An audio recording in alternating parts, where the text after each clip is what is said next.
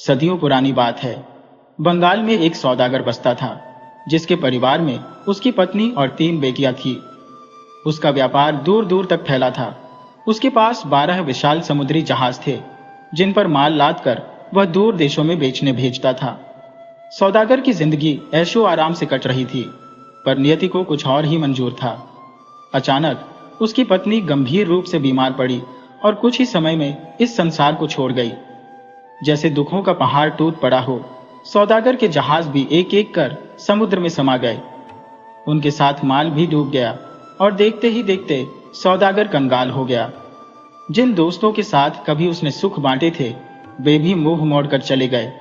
कहते हैं, विपत्ति में परछाई भी साथ छोड़ देती है। यही हाल बेचारे सौदागर का हुआ। मजबूरी में उसे नगर छोड़कर एक छोटे से गांव में जाकर बसना पड़ा। एक दिन उसने अपनी तीनों बेटियों को पास बैठाया और भारी मन से बोला, प्यारी बेटियों, हम पर मुसीबतों का पहाड़ टूट पड़ा है। अब हमारे पास नौकर चाकर भी नहीं रहे जो घर का कामकाज संभालते थे। वे भी हमारी हालत देखकर साथ छोड़ गए। अब हमें खुद ही सब संभालना होगा। ये सुनकर उसकी 2 बड़ी बेटियां नाक भौं सिकोड़ते हुए बोली, बाबा, हमसे ये सब काम नहीं होगा। लेकिन उसकी सबसे छोटी बेटी गुलाबी समझदार और धैर्यवान थी। उसने पिता के कंधे पर सांत्वना भरा हाथ रखते हुए कहा, बाबा, आप चिंता मत करें, मैं सारा काम संभाल लूंगी। अब क्या था, बड़ी बहनें दिन भर हाथ पर हाथ धरे बैठी रहती, जबकि गुलाबी घर के सारे काम निपटाती, कपड़े धोती, बर्तन मांजती, सफाई करती और फिर सबको खाना खिलाकर थक कर सो जाती। कई महीने इसी तरह बीत गए। फिर एक दिन नियति ने करवट ली। सौदागर को खबर मिली कि उसके 3 जहाज डूबे नहीं थे, बल्कि समुद्र में आए भयंकर तूफान के कारण रास्ता भटक गए थे। सही समय पर वे लौट नहीं पाए थे। अब वे जहाज बंदरगाह पर लंगर डाले खड़े थे और उन पर लाखों रुपए का कीमती सामान भरा हुआ था। जब सौदागर को यह खबर मिली तो उसकी खुशी का ठिकाना न रहा। ऐसा लगा मानो भगवान ने उसकी किस्मत फिर से बदल दी हो। वह तुरंत अपनी बेटियों के पास गया और उत्साह से बोला, प्यारी बेटियों, हमारे कठिन दिन अब समाप्त हो गए हैं। मैं शहर जा रहा हूँ। जहाजों पर लदा माल बेचकर हम फिर से संपन्न हो जाएंगे। बताओ, मैं तुम लोगों के लिए क्या उपहार लेकर आऊं? बड़ी बेटी ने खुशी खुशी कहा, पिताजी, मेरे लिए मोतियों से जड़ा एक सुंदर सोने का हार ले आइएगा। मंझली बेटी भी चहक उठी, पिताजी, मुझे नीले रंग की रेशमी साड़ी चाहिए, जिस पर सफेद सितारों की झिलमिल खड़ाई हो। सबसे छोटी बेटी गुलाबी मुस्कुराई और बोली, पिताजी, मुझे तो इस बात की सबसे ज्यादा खुशी है कि हमारे जहाज बच गए और हमारा सामान सही सलामत लौट आया। आप बस अपना काम निपटा कर सुरक्षित घर लौट आइए। मुझे किसी चीज की जरूरत नहीं। लेकिन सौदागर ने स्नेह से उसका सिर सहलाया और कहा, नहीं बेटी, तुम्हें भी कुछ मंगवाना होगा। गुलाबी कुछ देर सोचती रही, फिर हल्के से मुस्कुराकर बोली, अगर आपकी जिद है तो मेरे लिए बस एक गुलाब का फूल ले आइएगा। उसकी भीनी भीनी खुशबू मेरे मन को प्रसन्न कर देगी। अगले ही दिन सौदागर ने ईश्वर का नाम लिया और शहर के लिए रवाना हो गया। वहां पहुंचकर उसने जल्दी ही अपना सारा माल बेच दिया और लाखों रुपए का मुनाफा कमाया।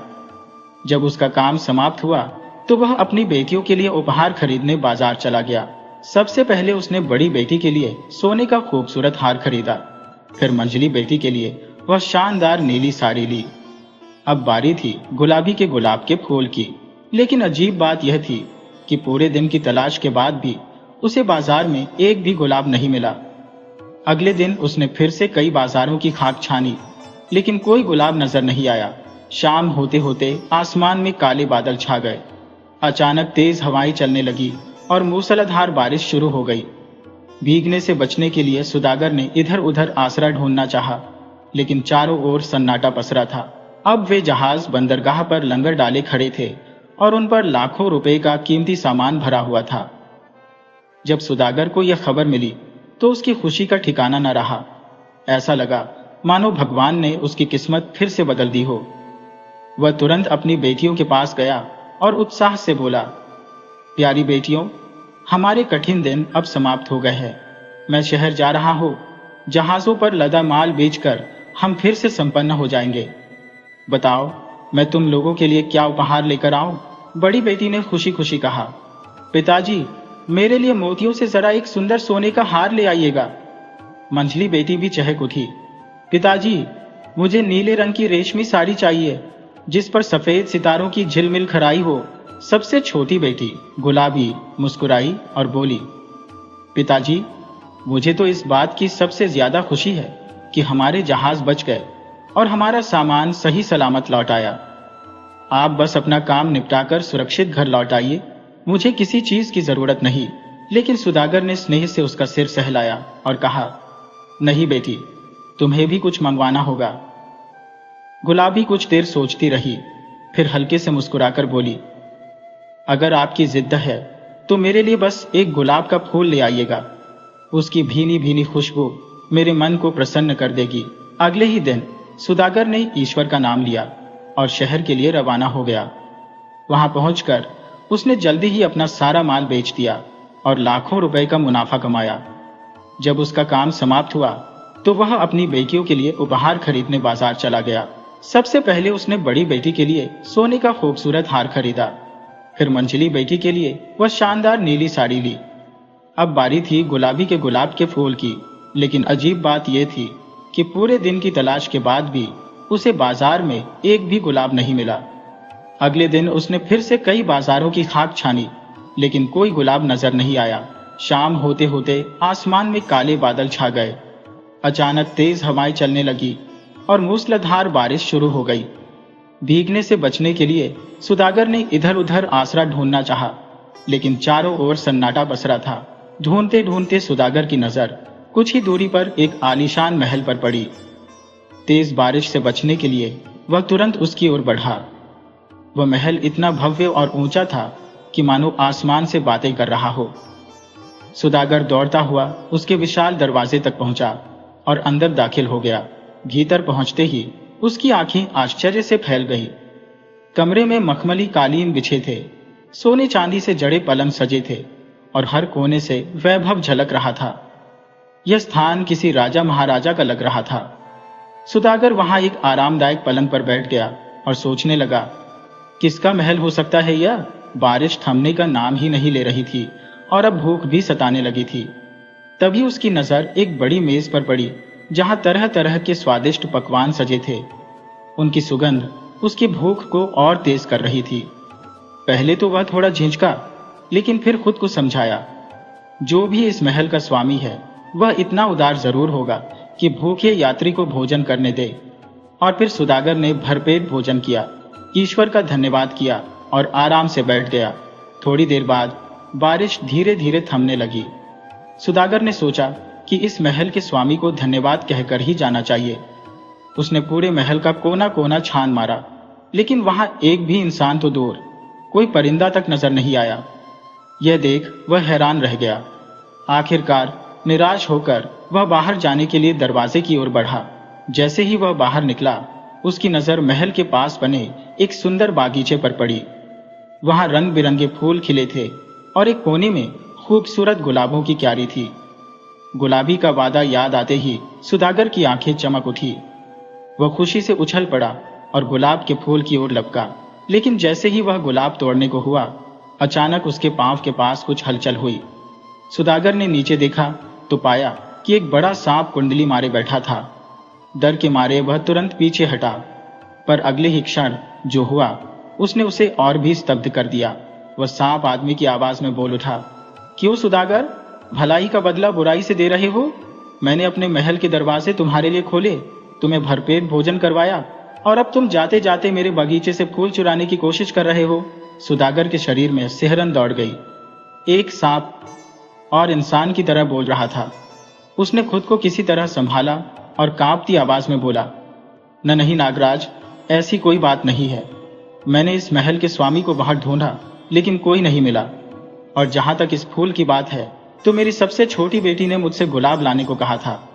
अगर आप मुझे यह फूल दे दें तो बड़ी कृपा होगी। सांप ने ठंडी हंसी हंसी और सुदागर की बात बीच में ही काटते हुए कहा, बस सुदागर, बातें मत बनाओ। मैं जानता हूं कि तुम्हारी 3 बेटियां हैं और सबसे छोटी बेटी ने ही तुमसे गुलाब मांगा था। अब तुम ऐसा करो, अपनी सबसे छोटी बेटी को मेरे पास लेकर आओ। नागराज ने सुदागर को घूरते हुए कहा। वह यहाँ मेरे महल में रहेगी। मैं इस महल में अकेला हूँ और उसके आने से ही मेरा अकेलापन दूर हो जाएगा। सुदागर कांप उठा। उसने हाथ जोड़कर कहा, महाराज, मेरी बेटी बहुत छोटी है, वह यहाँ कैसे रहेगी? नागराज ने ठंडी हंसी हंसी। यह मत सोचना कि यहाँ से बचकर निकल सकते हो। मैं तुम्हें 10 दिन की मोहलत देता हूँ। सोच लो, अगर 10 दिन के भीतर अपनी बेटी को नहीं लाए तो मैं खुद तुम्हारे घर पहुंचूंगा। और तब सिर्फ तुम्हारी बेटी ही नहीं, तुम और तुम्हारी बाकी बेटियां भी मेरी क्रोधाग्नि का शिकार बनोगे। भागने की भूल मत करना, क्योंकि जहां भी जाओगे मैं तुम्हारे पीछे पीछे आ जाऊंगा। सुदागर की आंखों के आगे अंधेरा छा गया। उसके पैरों तले जमीन खिसक गई। रोते बिलखते भारी मन से वह अपने गांव की ओर लौट पड़ा। शाम होते ही जब वह अपने घर पहुंचा तो उसने अपनी बड़ी बेटी को सोने का हार और मंझली बेटी को रेशम की साड़ी दे दी। फिर जैसे ही उसकी नजर गुलाबी पर पड़ी, उसकी आंखें छलछला आई। गुलाबी घबरा गई। क्या हुआ बाबा, आप रो क्यों रहे हैं? सुदागर ने कांपती आवाज में नागराज की पूरी बात सुना दी। जैसे ही यह बात खत्म हुई, उसकी दोनों बहनों ने गुलाबी को कोसना शुरू कर दिया। हमें तो देखो, हमने सोने का हार और साड़ी मांगी और तुमने गुलाब का फूल। अगर तुम भी हमारी तरह कुछ कीमती मांगती तो यह मुसीबत हमारे सिर नहीं आती। बड़ी बहन गुस्से से बोली। मंझली बहन ने सिर पीटते हुए कहा, अब क्या होगा? उस नागराज से बचने का कोई उपाय नहीं। लेकिन गुलाबी शांत थी। उसने अपने पिता के आंसू पोंछे और दृढ़ स्वर में बोली, बाबा, चिंता मत करो, आप मुझे नागराज के पास छोड़ आइए। कहीं ऐसा ना हो कि समय सीमा पूरी होने के बाद नागराज खुद यहाँ आ जाए और आपको मेरी बहनों को मार डाले। मैं आप सबकी जान खतरे में नहीं डाल सकती। सुदागर हतप्रभ रह गया। बेटी, मैं तुझे कैसे वहां छोड़ आऊं? अगर तुझे कुछ हो गया तो मैं अपनी फूल सी बच्ची को एक सांप के हवाले कैसे कर सकता हूं? गुलाबी मुस्कुराई। बाबा, जो ऊपर वाला चाहता है वही होता है। जाके राखे साइया, मार सकी ना कोई। मैंने नागराज का क्या बिगाड़ा है जो वह मुझे नुकसान पहुंचाएगा? आखिरकार 8वें दिन भारी दिल से सुदागर अपनी बेटी गुलाबी को साथ लेकर शहर की ओर निकल पड़ा। शाम होते होते वे नागराज के महल के द्वार पर पहुंच गए। नागराज वहां पहले से खड़ा था। जैसे ही उसने सुदागर को देखा, उसकी आंखों में अजीब सी चमक आ गई। सुदागर, तूने अच्छा किया जो अपनी बेटी को मेरे पास ले आया। अब चिंता मत कर, वह यहाँ सुरक्षित रहेगी। सुदागर ने कांपते हाथों से गुलाबी को गले लगाया। आंखों में आंसू थे, दिल भारी था, लेकिन मजबूरी के आगे उसकी हिम्मत टूट चुकी थी। नागराज की बातों पर भरोसा करके वह भारी कदमों से अपने गांव की ओर लौट पड़ा। लेकिन अपनी बेटी से बिछड़ने का गम सुदागर को इस कदर लगा कि घर लौटते ही वह बीमार पड़ गया। उसकी आंखों से हर वक्त आंसू बहते, दिल बेचैन रहता। वह गुलाबी की यादों में डूबा रहता। उसकी चिंता उसे अंदर ही अंदर खोखला कर रही थी। उधर गुलाबी नागराज के महल में थी। वहां उसे किसी चीज की कोई कमी न थी। राजमहल की शान और शौकत, स्वादिष्ट भोजन और बेशकीमती वस्त्र, सब कुछ उसे मिला। वह नागराज को मनोरंजक कहानियां सुनाती, जिससे वह प्रसन्न रहता। लेकिन जब संध्या का समय आता, नागराज धीरे से उसके पास आता और स्नेह भरी आवाज में कहता, गुलाबी, मुझसे विवाह कर लो। मगर गुलाबी का दिल घबराहट से भर जाता। वह कांपते हुए कहती, नागराज, मुझे तुमसे डर लगता है, मैं तुमसे विवाह नहीं कर सकती। यह सुनकर नागराज उदास हो जाता, बिना कुछ कहे वहां से चला जाता। ऐसा कई दिनों तक चलता रहा। समय बीतता गया, लेकिन गुलाबी का मन भारी होता चला गया। उसे अपने पिता की याद सताने लगी। वह अक्सर गुमसुम रहने लगी। उसकी हंसी कहीं खो गई थी। नागराज ने जब यह देखा तो वो परेशान हो उठा। उसने पूछा, गुलाबी, तुम इतनी उदास क्यों हो? तुम्हारी यह हालत मुझे अच्छी नहीं लगती। गुलाबी ने आहें भरते हुए कहा, नागराज, यहाँ मेरे पास सब कुछ है, लेकिन मेरे बूढ़े पिता, मुझे उनकी बहुत याद आ रही है। न जाने वह किस हाल में होंगे। मैं बस एक बार उनसे मिलना चाहती हूँ। नागराज ने सोचा, फिर कहा, अगर यह बात है तो इसमें कोई मुश्किल नहीं। मैं तुम्हें अपने पिता से मिलने की इजाजत देता हूँ। कल ही चली जाओ, लेकिन याद रखना, अगर कोई चालाकी की तो मुझसे बुरा कोई नहीं होगा। गुलाबी ने सहमति में सिर हिलाया और अगले दिन अपने पिता के घर पहुंची। लेकिन वहां जो देखा, उसने उसके दिल को झकझोर कर रख दिया। उसके पिता अत्यधिक बीमार थे, बेहद कमजोर लग रहे थे।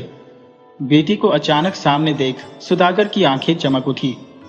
उसने गुलाबी को गले लगा लिया और भावुक होकर कहा, अब मैं ठीक हो जाऊंगा, मेरी बेटी जो आ गई है। और फिर हुआ भी ऐसा ही। गुलाबी ने अपने पिता की इतनी सेवा की कि कुछ ही दिनों में वह पूरी तरह स्वस्थ हो गए। धीरे धीरे उन्होंने अपना कामकाज भी संभाल लिया। एक दिन सुदागर ने अपनी बेटी से पूछा, बेटी, नागराज के महल में तुम्हारे दिन कैसे बीत रहे हैं? गुलाबी ने गहरी सांस ली और अपने पिता को सब कुछ बता दिया। फिर बोली, बाबा, बाकी सब तो ठीक है, लेकिन सबसे अजीब बात यह है कि हर शाम जैसे ही अंधेरा गिरता है, नागराज मेरे पास आता है और कहता है, गुलाबी, मुझसे शादी कर लो। सुदागर ने चिंतित स्वर में पूछा, तो बेटी, तुम उसे क्या जवाब देती हो? गुलाबी ने हल्की झिझक के साथ कहा, मैं हमेशा यही कहती हूँ, नागराज, मुझे तुमसे डर लगता है, मैं तुमसे घबराती हूँ। मेरी ये बात सुनकर वह चुपचाप वहां से चला जाता है। सुदागर उसकी बातें सुनकर गहरे विचार में पड़ गया। वह देर तक सोचता रहा, फिर गंभीर स्वर में बोला, बेटी, इस बार जब नागराज तुमसे यही बात कहे तो तुम उससे कहना, अच्छा नागराज, मैं तुमसे शादी करने के लिए तैयार हूं। गुलाबी चौंक गई। उसकी आंखें हैरानी से फैल गईं। बाबा, नागराज से शादी? आप ये क्या कह रहे हैं? भला एक सांप से मैं कैसे विवाह कर सकती हूँ? वह एक नाग है और मैं इंसान। सुदागर ने गहरी सांस लेते हुए कहा, बेटी, मुझे इस पूरी बात में कोई रहस्य नजर आ रहा है। तुम मेरी बात मानकर तो देखो, हो सकता है इसमें ईश्वर की कोई इच्छा छिपी हो। गुलाबी ने असमंजस में सिर झुका लिया और धीरे से बोली, ठीक है बाबा, अब की बार मैं आपके कहे अनुसार ही उत्तर दूंगी। इस बीच सुदागर पूरी तरह स्वस्थ हो चुका था और अब गुलाबी को नागराज के महल लौटना था। विदाई की घड़ी आ गई। उसने अपने पिता और बहन को गले लगाया, आंखों में आंसू लिए महल की ओर रवाना हो गई। महल पहुंचते ही नागराज ने उसे देखा और मुस्कुराते हुए पूछा, आ गई गुलाबी, तुम्हारे पिता कैसे हैं? गुलाबी ने सिर झुकाकर कहा, हाँ, अब वे बिल्कुल स्वस्थ है। पहले वे बीमार थे, लेकिन अब ठीक हो चुके हैं, इसलिए मैं वापस आ गई। आखिर मैंने तुमसे वादा जो किया था। संध्या होते ही हमेशा की तरह नागराज गुलाबी के पास आया। उसकी आवाज गहरी और स्नेहमयी थी। गुलाबी, मुझसे शादी कर लो। गुलाबी का दिल जोरों से धड़कने लगा। उसने एक क्षण सोचा, फिर अपने पिता की कही हुई बात याद आई। उसने गहरी सांस ली, हिम्मत जुटाई और धीरे से कहा, अच्छा नागराज, मैं तुमसे विवाह करने के लिए तैयार हूं। अब तो तुम खुश हो? जैसे ही गुलाबी के होठों से ये शब्द निकले, नागराज अचानक अजीब तरीके से कांपने लगा। उसके शरीर से सांप की पुरानी खाल उतरने लगी और वह जमीन पर लोटपोट होने लगा। कुछ ही पलों में जहां पहले नागराज खड़ा था, अब वहां एक राजसी वेशभूषा में खड़ा एक तेजस्वी सुंदर राजकुमार था। लंबा कद, आकर्षक चेहरा और आंखों में अपार तेज। गुलाबी ने आश्चर्य से कदम पीछे खींचे और घबराई आवाज में पूछा, नागराज, तुम कहां चले गए? राजकुमार ने मुस्कुराते हुए कहा, गुलाबी, मैं यही हूं। दरअसल मैं ही वह नाग था। गुलाबी की आंखों में हजारों सवाल उमड़ आए। राजकुमार ने गहरी सांस लेते हुए अपनी कहानी सुनानी शुरू की। यह लगभग 10 साल पहले की बात है। मैं एक राजकुमारी के स्वयंवर में गया था। स्वयंवर की शर्त थी कि राजकुमारी उसी युवक को अपना वर चुनेगी जो जंगल में जाकर सबसे अनोखे तरीके से निशाना लगाएगा। इस शर्त को पूरा करने के लिए मैं जंगल गया। वहां मैंने देखा कि एक विशाल बाज अपने पैने पंजों में एक सांप को दबोचकर उड़ रहा था। मैंने तुरंत अपना तीर उठाया, लक्ष्य साधा और तीर छोड़ दिया। तीर सीधा बाज को लगा और वह घबराकर सांप को छोड़ बैठा। लेकिन दुर्भाग्य से वह सांप जंगल में ध्यान मग्न एक ऋषि के ऊपर गिर गया। ऋषि का ध्यान भंग हो गया और उनकी साधना में विघ्न पड़ गया। जैसे ही मैं घोड़े पर सवार होकर वहां पहुंचा और ऋषि से अपने तीर द्वारा बचाए गए सांप को लौटाने की विनती की, उनका क्रोध भड़क उठा। उन्होंने मुझे श्राप दे दिया, राजकुमार, तूने मेरी साधना भंग की है। अब तू स्वयं एक नाग बनेगा और तब तक नाग ही रहेगा जब तक कोई कन्या अपनी इच्छा से तुझसे विवाह करने के लिए तैयार न हो जाए। उनके श्राप की बात सुनकर मैं कांप उठा। मैंने उनके चरणों में गिरकर क्षमा याचना की और उन्हें पूरी सच्चाई बताई कि यह सब अनजाने में हुआ और मैं केवल स्वयंवर की शर्त पूरी करने की कोशिश कर रहा था। मेरी विनती से ऋषि का क्रोध थोड़ा शांत हुआ, परंतु वे अपने श्राप को पूरी तरह वापस नहीं ले सकते थे।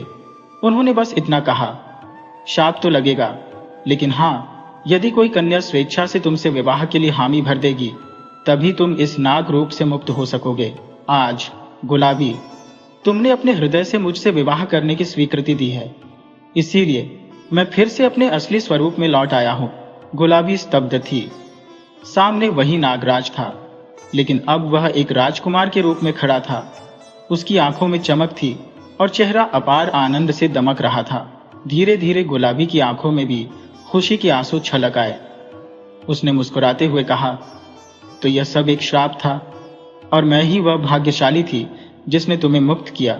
राजकुमार ने हामी भरी और उसका हाथ थाम लिया। फिर वह गुलाबी को अपने राज्य में ले गया, जहां उसके माता पिता अपने खोए हुए बेटे को देखकर फूले नहीं समाये।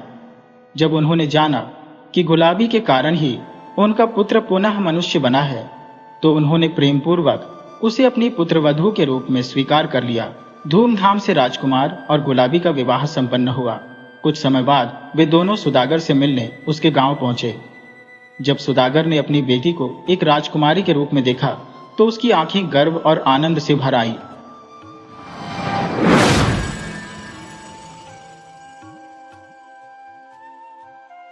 शिवचरण अपनी पत्नी पार्वती के संग चंदनपुर गांव में निवास करता था। पार्वती का प्रसव काल समीप आ चुका था। प्रसव के समय पार्वती ने एक कन्या को जन्म दिया, जो अत्यंत सरलता से जन्मी, इसीलिए उसका नाम सरला रखा गया।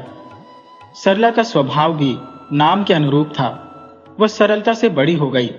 माता पिता को भी यह एहसास नहीं हुआ। हंसते खेलते परिवार में सरला के विवाह की चिंता उसके माता पिता को सताने लगी।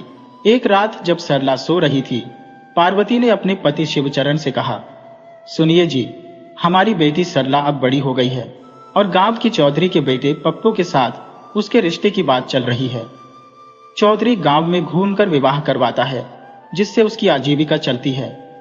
शिवचरण ने कहा, लेकिन चौधरी तो बहुत ही लालची और दुष्ट है, हमारे पास उसे देने के लिए इतना धन नहीं है। पार्वती ने उत्तर दिया, देखिए जी, हमारी एक ही तो बेटी है और काकी कह रही थी कि पप्पू बड़ा गबरू जवान है, पहलवानी करता है, अखाड़े में जाता है। हमें तो काकी की बात सही लगी है। शिवचरण ने कहा, देख पार्वती, चौधरी के घर विवाह करना ठीक नहीं है, हमारी बेटी मुसीबत में फंस जाएगी। बाकी जैसा तुम समझो। लेकिन पार्वती का मन बन चुका था, सो उसने कहा, जो होगा देखा जाएगा। घर खेत गिरवी रखकर जैसे भी हो हमारी बेटी का विवाह उसी घर में कर दो, क्योंकि आसपास के 10 गांवों में भी पप्पू जैसा गबरू जवान लड़का नहीं है। शिवचरण ने कहा, ठीक है पार्वती, जैसी तुम्हारी मर्जी। और वह दूसरी तरफ मुंह करके सो गया, क्योंकि शिवचरण अब चिंता में पड़ गया था। सुबह मुंह अंधेरे उठकर सरला माँ बाप के पैर छूकर अपनी नित्य क्रिया में लग गई।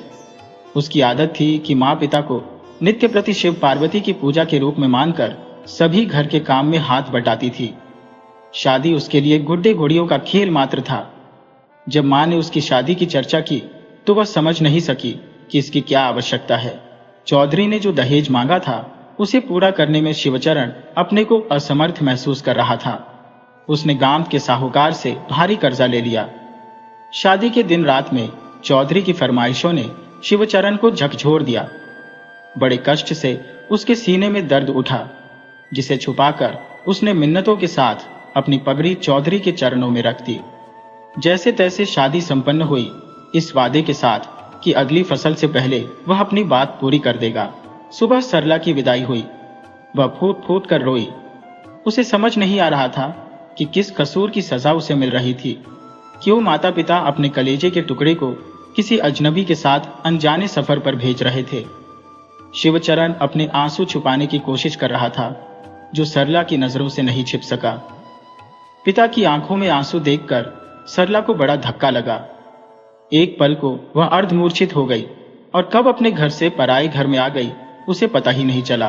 उस घर में दूसरे दिन से ही शिकायतों और गालियों का दौर चला, जो आगे जाकर मारपीट तक पहुंच गया। उसका पति पप्पू एकदम निकम्मा था और अपने कसाई बाप और निर्दयी मां की तरह उसे दरिंदगी से पीड़ित करता। सरला बेचारी रोती बिलखती रहती। उसे रोता बिलखता छोड़कर पप्पू चला जाता। एक दिन चौधरी ने शिवचरण को, जो सरला का पिता था, अपने घर बुलाया। उसे बहुत बुरा भला कहा और अपनी बेटी से मिलने से मना कर दिया। सरला यह सब छुप कर देख रही थी और आंचल में मुंह छुपाकर रो रही थी। जब वह वापस मुड़ा तो उसकी पीठ के घाव देखकर शिवचरण की धड़कनें तेज हो गईं। घर लौटकर शिवचरण बेहोश होकर गिर पड़ा और उसके प्राण पखेरु उड़ गए। उस समय सरला 7 महीने के गर्भ से थी। जब उसे अपने पिता की मृत्यु और साथ में अपनी मां के हृदयाघात की खबर मिली तो वह पछाड़ खाकर रोती बिलखती रही। सरला जमीन पर गिरकर बेहोश हो गई। गिरने से पेट में चोट लगने के कारण उसका गर्भ नष्ट हो गया। खून से लथपथ सरला को डॉक्टर के पास ले जाया गया, जिसने बताया कि अब वह कभी मां नहीं बन सकेगी। चौधरी और उसकी पत्नी ने अपने बेटे के सहयोग से रातों रात सरला से छुटकारा पाने की योजना बनाई। उन्होंने उसे गांव के बाहर एक कुएं में फेंक दिया। रात में उधर से गुजरते हुए एक राहगीर को कुएं से आवाज सुनाई दी। उसने अपनी पगड़ी की रस्सी बनाकर सरला को बाहर निकाला। जब उसने सरला से पूछा कि उसके साथ क्या हुआ है, तो सरला ने कुछ नहीं बताया। उसने बस इतना कहा कि इस दुनिया में उसका कोई अपना नहीं है और बेचारगी से तंग आकर उसने खुदकुशी की कोशिश की थी। राहगीर ने सरला को अपने साथ चलने का प्रस्ताव दिया और सरला ने ना कहा न ना। वह चुपचाप उसके साथ चल दी। राहगीर के घर पर उसके सिवा कोई नहीं था। उसने सरला से जोशी मंदिर में विवाह कर लिया। सरला का काम घर के कामकाज और रसोई के अलावा शिव मंदिर में बैठकर पूजा करना था। उसके पति राम रतन ने कभी इसका विरोध नहीं किया। एक दिन वह पार्वती के चरणों में सिर पटक पटक कर बांझ होने के कलंक से मुक्ति की प्रार्थना कर रही थी। पार्वती ने शिव से सरला की दयनीय हालत पर तरस खाने और उसकी मुराद पूरी करने की बात कही। पार्वती ने भोलेनाथ से कहा, बचपन से ही सरला हमारी पूजा करती चली आ रही है। इस अभावग्रस्त स्त्री को गर्भवती होने का वरदान दे। शिवजी ने पार्वती का अनुरोध स्वीकार किया और सरला को पुत्रवती होने का आशीर्वाद दिया। 9 महीने बाद सरला ने एक पुत्र को जन्म दिया। वह सुंदर और आकर्षक था, परंतु अत्यंत चंचल और शरारती।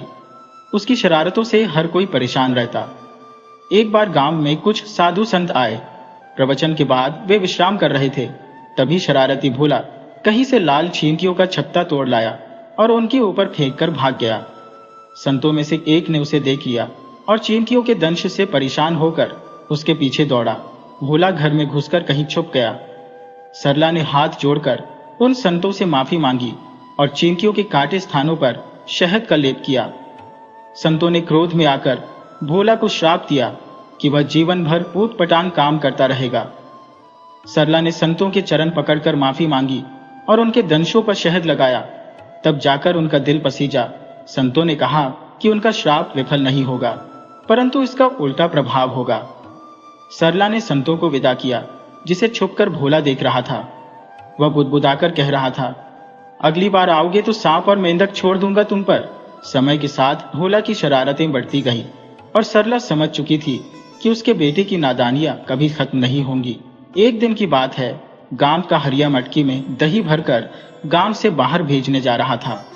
तभी प्राइमरी स्कूल के पीछे शरारत की खोज में लगा भोला अपनी गुलेल में एक छोटा पत्थर का टुकड़ा फंसाकर जोर से निशाना लगाकर ऐसा मारा कि हरिया की मटकी के 2 टुकड़े हो गए। सारी दही हरिया के ऊपर बिखर गई और वह गुस्से में लाल पीला होकर भोला के पीछे दौड़ पड़ा।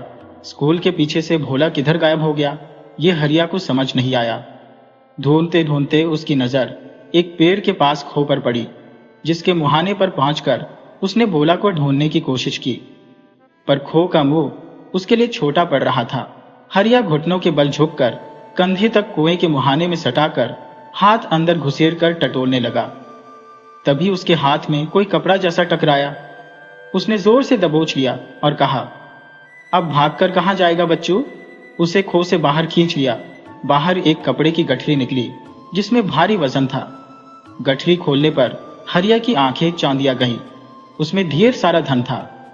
हरिया ने गठरी जल्दी से समेटी और अपने घर की ओर भागा। घर पहुंचकर उसने गठरी छुपाई और थोड़ा सा धन लेकर भोला के घर पहुंच गया। जैसे ही उसने दरवाजा खटखटाया, भोला भागकर घर में जाकर छुप गया। हरिया ने सोचा, अब जमकर उसकी शिकायत करूंगा और पूरी मटकी की दही का पैसा उसकी माँ से वसूल करूंगा। सरला की आवाज सुनकर हरिया बाहर निकली और बोली, हरिया काका, क्या हुआ? हरिया ने कहा, सरला बहू, आज भोला की वजह से मेरा बड़ा फायदा हो गया। उसकी छोटी सी शरारत से मैं निहाल हो गया, इसलिए थोड़ा सा धन तुम्हें देने आया था। सरला ने कहा, अरे काका, इसकी क्या जरूरत थी? वह तो शरारती है, आपके कुछ काम आया, यही मेरे लिए बहुत बड़ी बात है। हरिया बोला, नहीं बिटिया, इसे रख लो। कहते हुए हरिया ने थोड़ा सा धन सरला के हाथ पर रख दिया और वापस चला गया।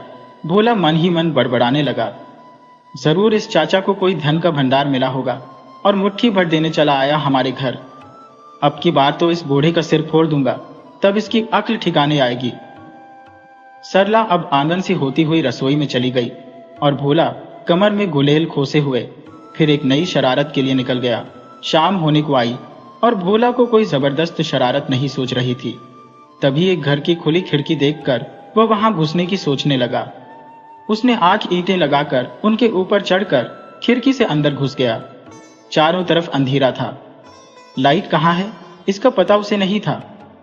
कुछ देर तक अंधेरे में टटोलते हुए भोला देखने की कोशिश करता रहा। तभी उसे दरवाजे की कुंडी खड़काने की आवाज सुनाई दी। उसे लगा कि मकान का मालिक घर आ गया है। वह एक बोरी के पीछे छिप गया। अचानक कमरे में ट्यूबलाइट जल गई और वह और भीतर दुबक गया। चोरी के पीछे तभी एक युवक ने कहा, यार पकड़ो, थक गया पूरा शरीर। आज सेठ करोड़ीमल की निगरानी में था, लेकिन आज बहुत रोकड़ा और सोना सेठ की तिजोरी में आया है। दूसरे युवक ने कहा, हाँ यार, भोर होने से पहले ही करोड़ीमल के घर में सेंध लगानी है और उसकी तिजोरी पर हाथ साफ करना है। फिर हम कल शहर निकल जाएंगे और किसी को कानो कान खबर नहीं होगी। भोला मन ही मन बड़बड़ाने लगा, अरे मस्तंडो, कानो कान क्या? अब तो तुम्हारी आंखों आंखों भी खबर हो गई है। तुम हाथ मार के लाओ और मैं लेकर चंपत हो जाऊंगा, तब देखना तुम्हें खबर होती है या नहीं। कमरे में फिर से अंधेरा हो गया। उनके जाते ही भोला खिड़की से नीचे सरक गया और 9-2-11 हो गया। घर पहुंचकर उसने जल्दी जल्दी सब काम निपटाया, खा पीकर बिस्तर पर पड़ा और सोने का बहाना करने लगा। उसकी गहरी नींद सोया जानकर सरला भी घर के सारे काम निपटाकर सोने चली गई। भोला के कमरे के ठीक सामने उसकी माँ और पिता सोते थे। दोनों ही दिन भर के थके हारे होने की वजह से गहरी नींद में थे। भोला ने अपने कमरे के दरवाजे को जरा भर खोलकर रखा और कमरे में अंधेरा करके इंतजार कर रहा था कि कब माता पिता के खर्राटों की आवाज उसे सुनाई पड़े और वह अपने काम को अंजाम दे सके। उस रात पता नहीं क्या हुआ, जब भी भोला घर से निकलने की सोचता तभी उसके पिताजी के खर्राटे बंद हो जाते और भोला फिर लेट जाता। कई बार पिताजी के खर्राटे बंद होने का मतलब था कि वे बाथरूम की ओर जा रहे हैं या कुछ और। दोनों ही स्थितियों में खर्राटे काफी देर तक बंद रहते थे। आखिरकार भोला ने छत से जाने की बजाय खिड़की के रास्ते से जाने की सोची। उसने हमेशा बंद रहने वाली खिड़की से निकलने की योजना बनाई। भोर होने में अभी कुछ समय था।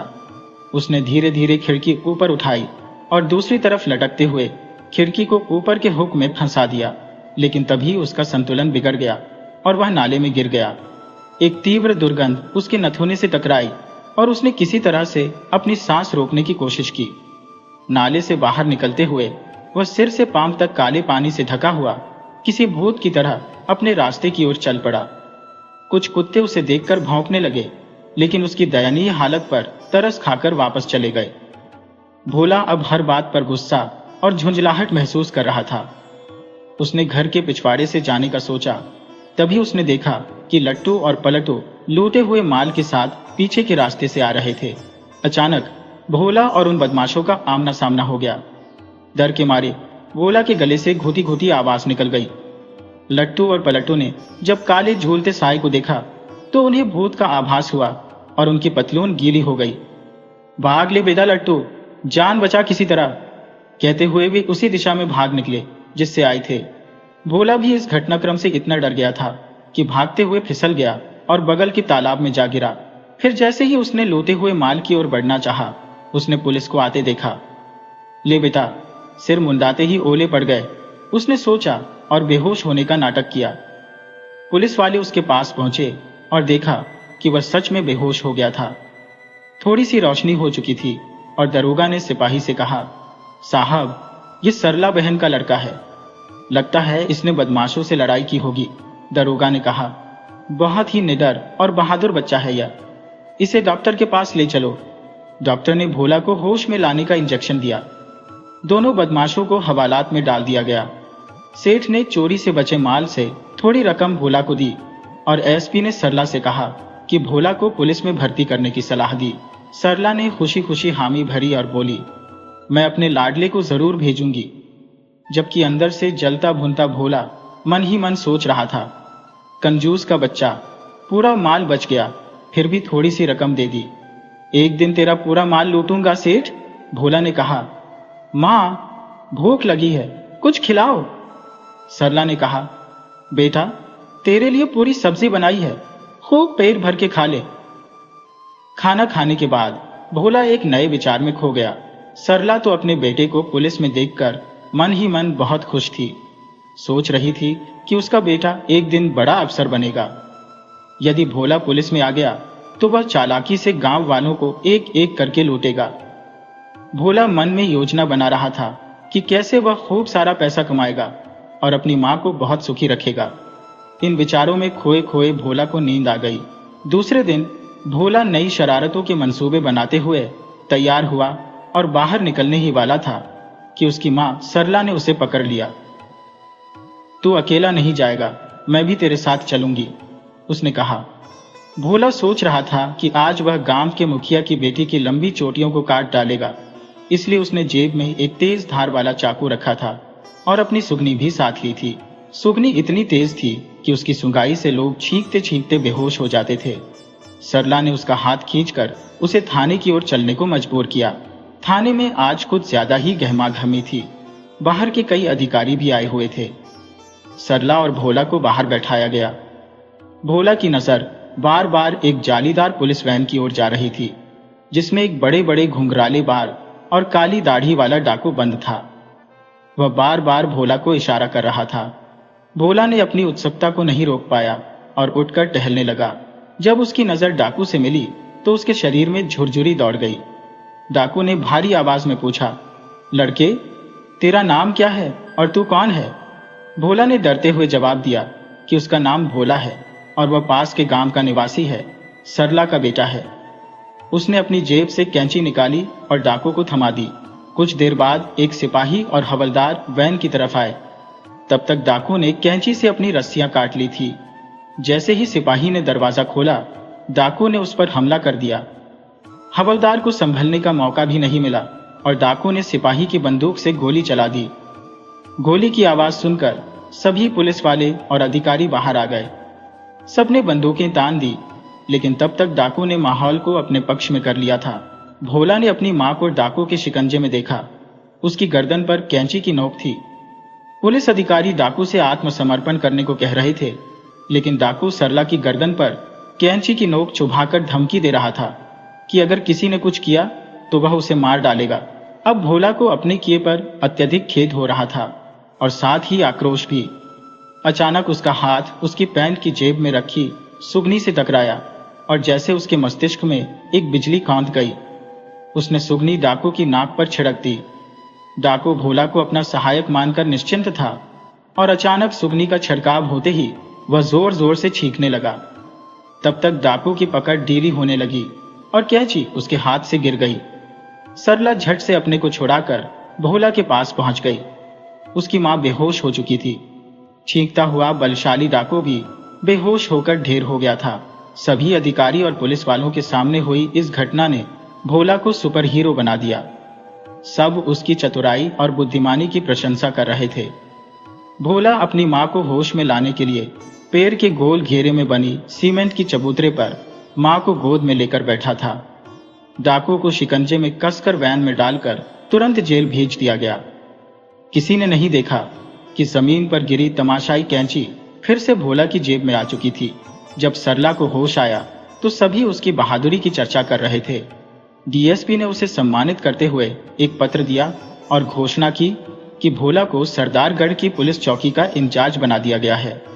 यह सुनकर गांव वालों में खुशी की लहर दौड़ गई और सब मिलकर भोला की जय जयकार करने लगे।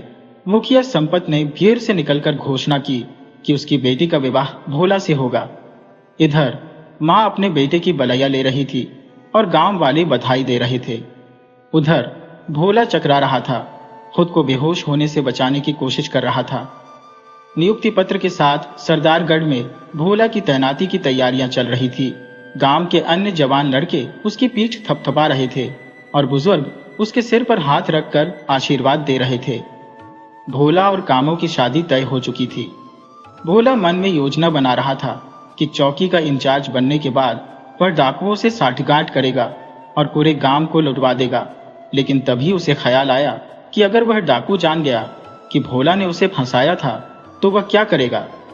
उसके दिमाग ने जवाब दिया कि वह कह देगा कि पुलिस का विश्वास हासिल करने के लिए उसने यह सब किया था, ताकि वह गांव और आसपास के इलाकों को लूट सके। तभी उसका ध्यान कामों की तरफ गया। उसकी नजरों के सामने कामों की चोटियां घूमती हुई नजर आई। मन ही मन उसने सोचा कि जिस दिन कामों आएगी उसी दिन वह उसकी दोनों चोटियां काट देगा। और फिर हंसते हुए वह बोला, कुछ नहीं मां, और चुप हो गया। भोला के मन में यही मंसूबे चल रहे थे और कामों दुल्हन बनकर उसके घर आ गई थी। गांव की औरतें दालान से सटे बड़े कमरे में दुल्हन को देखने आ जा रही थी। भोला अपने कमरे में कैंची को ताक पर छिपाकर और सुगनी की डिबिया बिस्तर के नीचे रखकर लंबी तान लेकर सो गया। शाम को उसे कमरे से बाहर भेज दिया गया और जब दुल्हन का कमरा तैयार हुआ तो उसने बाहर निकलते ही देखा कि उसके हमउम्र लड़के वहां खड़े होकर हंसी मजाक कर रहे थे। उसकी खोपड़ी में शरारत सूझी और वह तुरंत भीतर गया। शादी के बचे हुए कुछ पटाखे जेब में भरकर वह पीछे के छान के पास गया और दीवार पर फेंक फेंक कर पटाखे दागने शुरू कर दिए। पटाखों की आवाज से अफरा तफरी मच गई। कोई गिर पड़ा तो कोई गिरते पड़ते भागा और भोला पीछे से रफू चक्कर हो लिया। भोला को बड़ा मजा आया, लेकिन उसे याद आया कि सुप्रिया अभी उसके घर में है। वह तुरंत सूतिया काकी के घर की ओर बढ़ गया। पीछे के दरवाजे को हिलाकर उसने दीली कुंडी गिराई और भीतर घुस गया। अलमारी के नीचे सरकाकर रखी छोटी मटकी को घुटने के बल बैठकर थोड़ी सी करवट लेते हुए हाथ आगे बढ़ाकर निकाल लिया। उसे पता था कि सुधिया काकी सेहत कहाँ रखती है। कई बार उसने उसे वहां से सेहत निकालते देखा था। मटकी संभालते हुए वह दरवाजे को उड़काकर अपने पसंदीदा स्थान प्राइमरी स्कूल के खुले आंगन में दीवार की टेक लगाकर बैठ गया और उंगली से सेहत निकालकर बड़े मजे से चटकारे लेते हुए खाने लगा। भोला को इस बात का जरा भी इल्म नहीं था कि मटकी निकालते वक्त उसकी जेब से कुछ सिक्के गिर पड़े थे। सेहत चट कर जाने के बाद वह पास के कुएं पर गया। वहां रखी बाल्टी को रस्सी से कुएं में बांधकर उतारा, पानी भरकर खींचा और ठंडा पानी पीकर डकार ली। फिर अपने घर की तरफ चल पड़ा। सरला ने देखा तो उसे उलाना देते हुए बोली, रे भोला, बहू कमरे में इंतजार कर रही है और तू इतनी देर से गायब है। भोला कमरे में गया तो देखा कि कम्मो खर्राटे भरते हुए सो रही थी। हैरान होकर उसने सोचा, भगवान, एक कम था क्या जो दूसरे को भी खर्राटे भरने को भेज दिया। राशनी में वह बिस्तर पर बैठकर कम्मो की चोटियां ढूंढने लगा, लेकिन छोटी उसे दिख ही नहीं रही थी। तभी कम्मो ने करवट ली और आंखें बंद किए ही बोली, छोटी ढूंढ रहे हो क्या भोला? भोला हड़बड़ाकर बोला, नहीं तो। और तभी कम्मो मुस्कुराने लगी और उसकी नकल उतारते हुए बोली, भोला भोला। कुछ नहीं, उसकी जुबान भोला का साथ नहीं दे रही थी। तब कम्मो ने कहा, तो सो जाओ, और उसकी तरफ पीठ करके सो गई। लेकिन भोला किसी भी तरह कम्मो की उठती गिरती सांसों के साथ उसकी पीठ पर चोटियों की जगह बालों के गुच्छे को देखता रहा। थोड़ी देर में उसने खुद को काबू में करते हुए कम्मो के बगल में लेटकर सोने की कोशिश की। समझ नहीं आ रहा था कि ऐसा कैसे हो गया। काफी देर तक उलटते पलटते सोने की कोशिश करते हुए वह उठा और ताक पर हाथ मारा, लेकिन वहां से कैंची गायब थी। फिर उसने बिस्तर के नीचे हाथ से टटोलकर सुगनी ढूंढी तो वह भी वहां नहीं थी। भोला को समझ नहीं आ रहा था कि यह सब कैसे हो गया। उसकी सारी योजनाएं धराशायी हो गईं। वह चक्कर खाते हुए बिस्तर पर गिर पड़ा और उलझनों में कब उसे नींद आ गई खुद भी नहीं जान सका, और भोला पड़कर सो गया। दूसरे दिन सुबह उठते ही भोला को जिन हालातों का सामना करना पड़ा उसकी चर्चा करना तो दूर, वो खुद से भी इसे दोहराना नहीं चाहता था। उसकी राह में सुगनी, कैंची और कमरों की छुट्टियां करीने से रखी थी। भोला के होश उड़ गए, सिर चकरा गया, मानो किसी ने उसे सैकड़ों बार घुमा दिया हो। भोला सोचने लगा, हे भगवान, यह लड़की है या आफत? दूर से तो सीधी सादी दिखती है, लेकिन पास आने पर कमाल की आफत है। अब आगे का जीवन इतना सरल नहीं रहेगा, यह तो तय है। अब वह सोचने लगा कि गलियों में निकलने से, मौसलों का सामना करने से कोई फायदा नहीं। तभी कम्मो अचानक सामने आ गई। भोला चौंक उठा, उसकी तौलिया कमर से छूटकर गिर गई और वह शर्मिंदा हो गया। कम्मो हंसते हुए बोली, भोला, तुम तो बेशर्म हो, और वहां से चली गई। भोला ने तुरंत तौलिया लपेटी और दिल को काबू में करने की कोशिश की। उसने तय किया कि आज ही अपनी ड्यूटी ज्वाइन करेगा। सुबह की पेट पूजा के बाद भोला ने मां से जाने की बात कही। मां ने आंगन में काम करते हुए मुस्कुराते हुए कहा, ठीक है बेटा। लेकिन उनकी मुस्कान में कुछ छिपा हुआ था जो भोला समझ नहीं सका। रात में उसने सारी तैयारी कर ली और पेपर वगैरह सब रख लिया। कम्मो ने यह सब देखा लेकिन कुछ नहीं कहा। भोला के अंदर हंसी का फव्वारा फूट रहा था। वह सोच रहा था कि यह बेवकूफ मुझसे चालाक बनने की कोशिश कर रही थी। सुबह पुलिस की जिप्सी उसे लेने आई। वह कम्मो का सामना किए बिना निकल जाना चाहता था, इसलिए भोर में ही थाने से गाड़ी मंगवा ली थी। उसने जल्दी से मां के पांव छुए और जिप्सी की ओर बढ़ गया। पुलिस वाले ने उसे सैल्यूट मारा, जिसे नजरअंदाज करते हुए वह जिप्सी में बैठ गया। उसने अभी ठीक से कमर टिकाई भी नहीं थी कि सामने कम्मो को बैठा देखकर उछल पड़ा, जैसे उसे बिच्छू ने डंक मार दिया हो। कम्मो हंसते हुए बोली, भोला, तुम? जी हां, हम। और पीछे से दोनों छोटी आगे हाथों में लिए नाचने लगी। भोला भौचक रह गया। वह खुद को संभाल नहीं सका और कम्मो की गोद में जा गिरा। कम्मो ने उसे थाम लिया और धीरे से बोली, संभल के वीरू, भोला को काटो तो खून नहीं। वह एक कोने में सिमट कर बैठ गया। पुलिस की जिप्सी सरदारगढ़ के इलाके में प्रवेश कर चुकी थी। चारों तरफ गिराने का साम्राज्य था। दूर दूर तक खेत और एकाध झोपड़ियां थी। जिप्सी रुकी और सिपाहियों ने उसके सामान सहित कम्मो को चौकी के एक कमरे में पहुंचा दिया। भोला अकेले टहलते हुए आसपास का निरीक्षण करने चला गया। ग्रामीणों का एक झुंड माला और मिठाई लिए चौकी पर पहुंच गया था, 2 लाख के स्वागत सत्कार के लिए। भोला ने ऊंची आवाज में कहा, अब डाकू मेरे रहते इस गांव में कभी नहीं आएंगे। मैं रोज रात में पहाड़ों पर अकेला निकलूंगा। तुम सभी निश्चिंत होकर घरों में सोना। सभी गांव वाले खुशी से ताली बजाने लगे, फिर एक दूसरे का अभिवादन करके विदा हो गए। वह जानता था कि डाकुओं को सूचना भेज दी गई है। यह खबर खौफनाक डाकू तक जरूर पहुंचेगी और उसका रास्ता साफ हो जाएगा। चौकी के भीतर जाते ही वह चौंक गया। एक पुराना कमरा अब स्वच्छ और सुशोभित लग रहा था। कम्मो काम में व्यस्त थी। वह उसके पास गया और बोला, कम्मो, तुम्हें यहां आने की क्या आवश्यकता थी? कम्मो ने उत्तर दिया, मैं आपकी सहायता के लिए यहां हूं। रसोई और अन्य कार्यों में मदद करूंगी। मदद? किस प्रकार की मदद? भोला ने पूछा। कम्मो ने आत्मविश्वास से कहा, हर प्रकार की। डाकुओं से लड़ने में आपकी मदद करूंगी। डाकुओं से लड़ोगी? क्या तुम रानी लक्ष्मीबाई हो जो तलवार लेकर उन पर टूट पड़ोगी? भोला ने व्यंग्य किया। हाँ, यदि जरूरत पड़ी तो, कम्मो ने साहसपूर्वक कहा। भोला ने सिर हिलाते हुए सोचा, यह या तो मेरी योजना का सत्यानाश कर देगी या मुझे बहुत बड़ी सफलता दिलाएगी। मुझे ऐसा कदम उठाना पड़ेगा जिससे किसी को खबर न हो और मैं गांव वालों का कीमती सामान पहले ही सुरक्षित कर लूं। रात में वह गांव की टूह लेने निकला। अंधेरा धीरे धीरे फैल रहा था। वह गांव वालों को और डाकुओं के मुखबिर को दिखाने के लिए घूमता रहा। अचानक एक झाड़ी से एक सफेद परछाई सामने आई, जिसने अपना चेहरा ढका हुआ था। उसके हाथ में एक पोटली थी। उसने कहा, थाने में हमारे आदमी की मदद का इनाम। और खौफनाक सरदार ने पूछा कि यह हमारी मदद कब और कैसे करोगे? उसकी साहस और सूचना की विश्वसनीयता को देखकर वह चकित हुआ और बोला, जिस दिन लाल झंडा चौकी पर लगेगा पूरे गांव को लूट लेना। मेरा हिस्सा सीधे मुझे देना। कहकर वह आगे बढ़ गया। योजना का प्रथम चरण पूरा हो चुका था। अब कुछ दिनों तक गांव वालों का विश्वास जीतकर फिर अपने मंसूबों को पूरा करेगा। ये सोचते हुए वह चौकी में प्रवेश कर गया और कुर्सी पर ढेर हो गया। अगले दिन से सब पहले की तरह चलने लगा। एक दिन भोला ने गांव वालों को सूचित करना शुरू किया कि डाकू खौफनाक कल गांव पर हमला करने वाला है और उन्हें अपने कीमती सामान को गांव के पास की पहाड़ी की एक गुफा में छुपाने का निर्देश दिया। भोला ने सोचा था कि लाल झंडा फहराकर वह गांव वालों को बेहोश करके कीमती माल लूटकर भाग जाएगा और आरोप डाकुओं पर लगा देगा।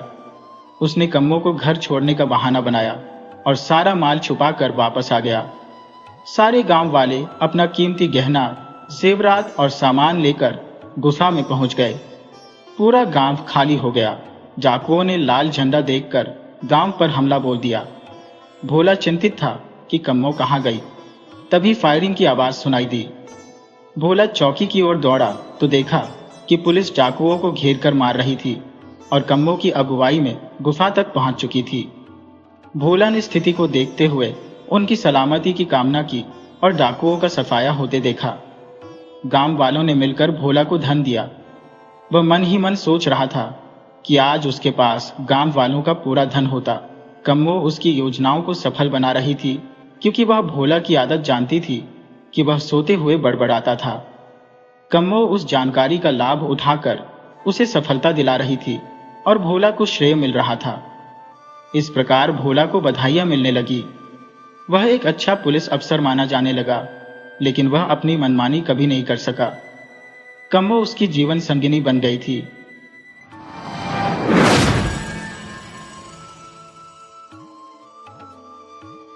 रूपमती सौर्यगढ़ की राजकुमारी थी। उनके पिता विराट राजा उन पर बहुत गहरा विश्वास करते थे। इसी कारण उन्होंने अपनी राजकुमारी को राज्य की युवा रागी घोषित कर दिया था। राजा के इस निर्णय से प्रजा भी बेहद प्रसन्न थी। अब राजकुमारी रूपमती सूर्यगढ़ की भविष्य की महारानी थी। रूपमती न केवल सुंदर थी बल्कि गुणों से भी परिपूर्ण थी। वे उदार, दयालु और युद्ध कला में भी निपुण थी। राज्य पर आने वाली हर कठिनाई का सामना वे बड़ी कुशलता से करती थी। एक बार पड़ोसी राज्य के राजा भान सिंह ने उनके राज्य पर हमला कर दिया, परंतु रूपमती ने अपनी वीरता और चतुराई से उस युद्ध को जीत लिया। हालांकि इस युद्ध में हुई हिंसा ने उनके मन को विचलित कर दिया। वे अपने मन को शांत करना चाहती थी। इसी दौरान एक जादूगर उनके राज्य में आया। उसकी खासियत यह थी कि वह कोई जादू का खेल नहीं दिखाता था, बल्कि जीवन की कहानियों को जादुई अंदाज में प्रस्तुत करता था। उसकी कहानियों में ऐसा जादू था कि सुनने वाला भी उन्हें जीने लगता था। इस जादूगर का नाम था माथा और उसकी प्रसिद्धि दूर दूर तक फैली हुई थी। राजकुमारी ने भी उसकी विशेषता के बारे में सुना था और उससे मिलने की उत्सुकता में उसने उसे महल में बुलाने का निमंत्रण भेजा।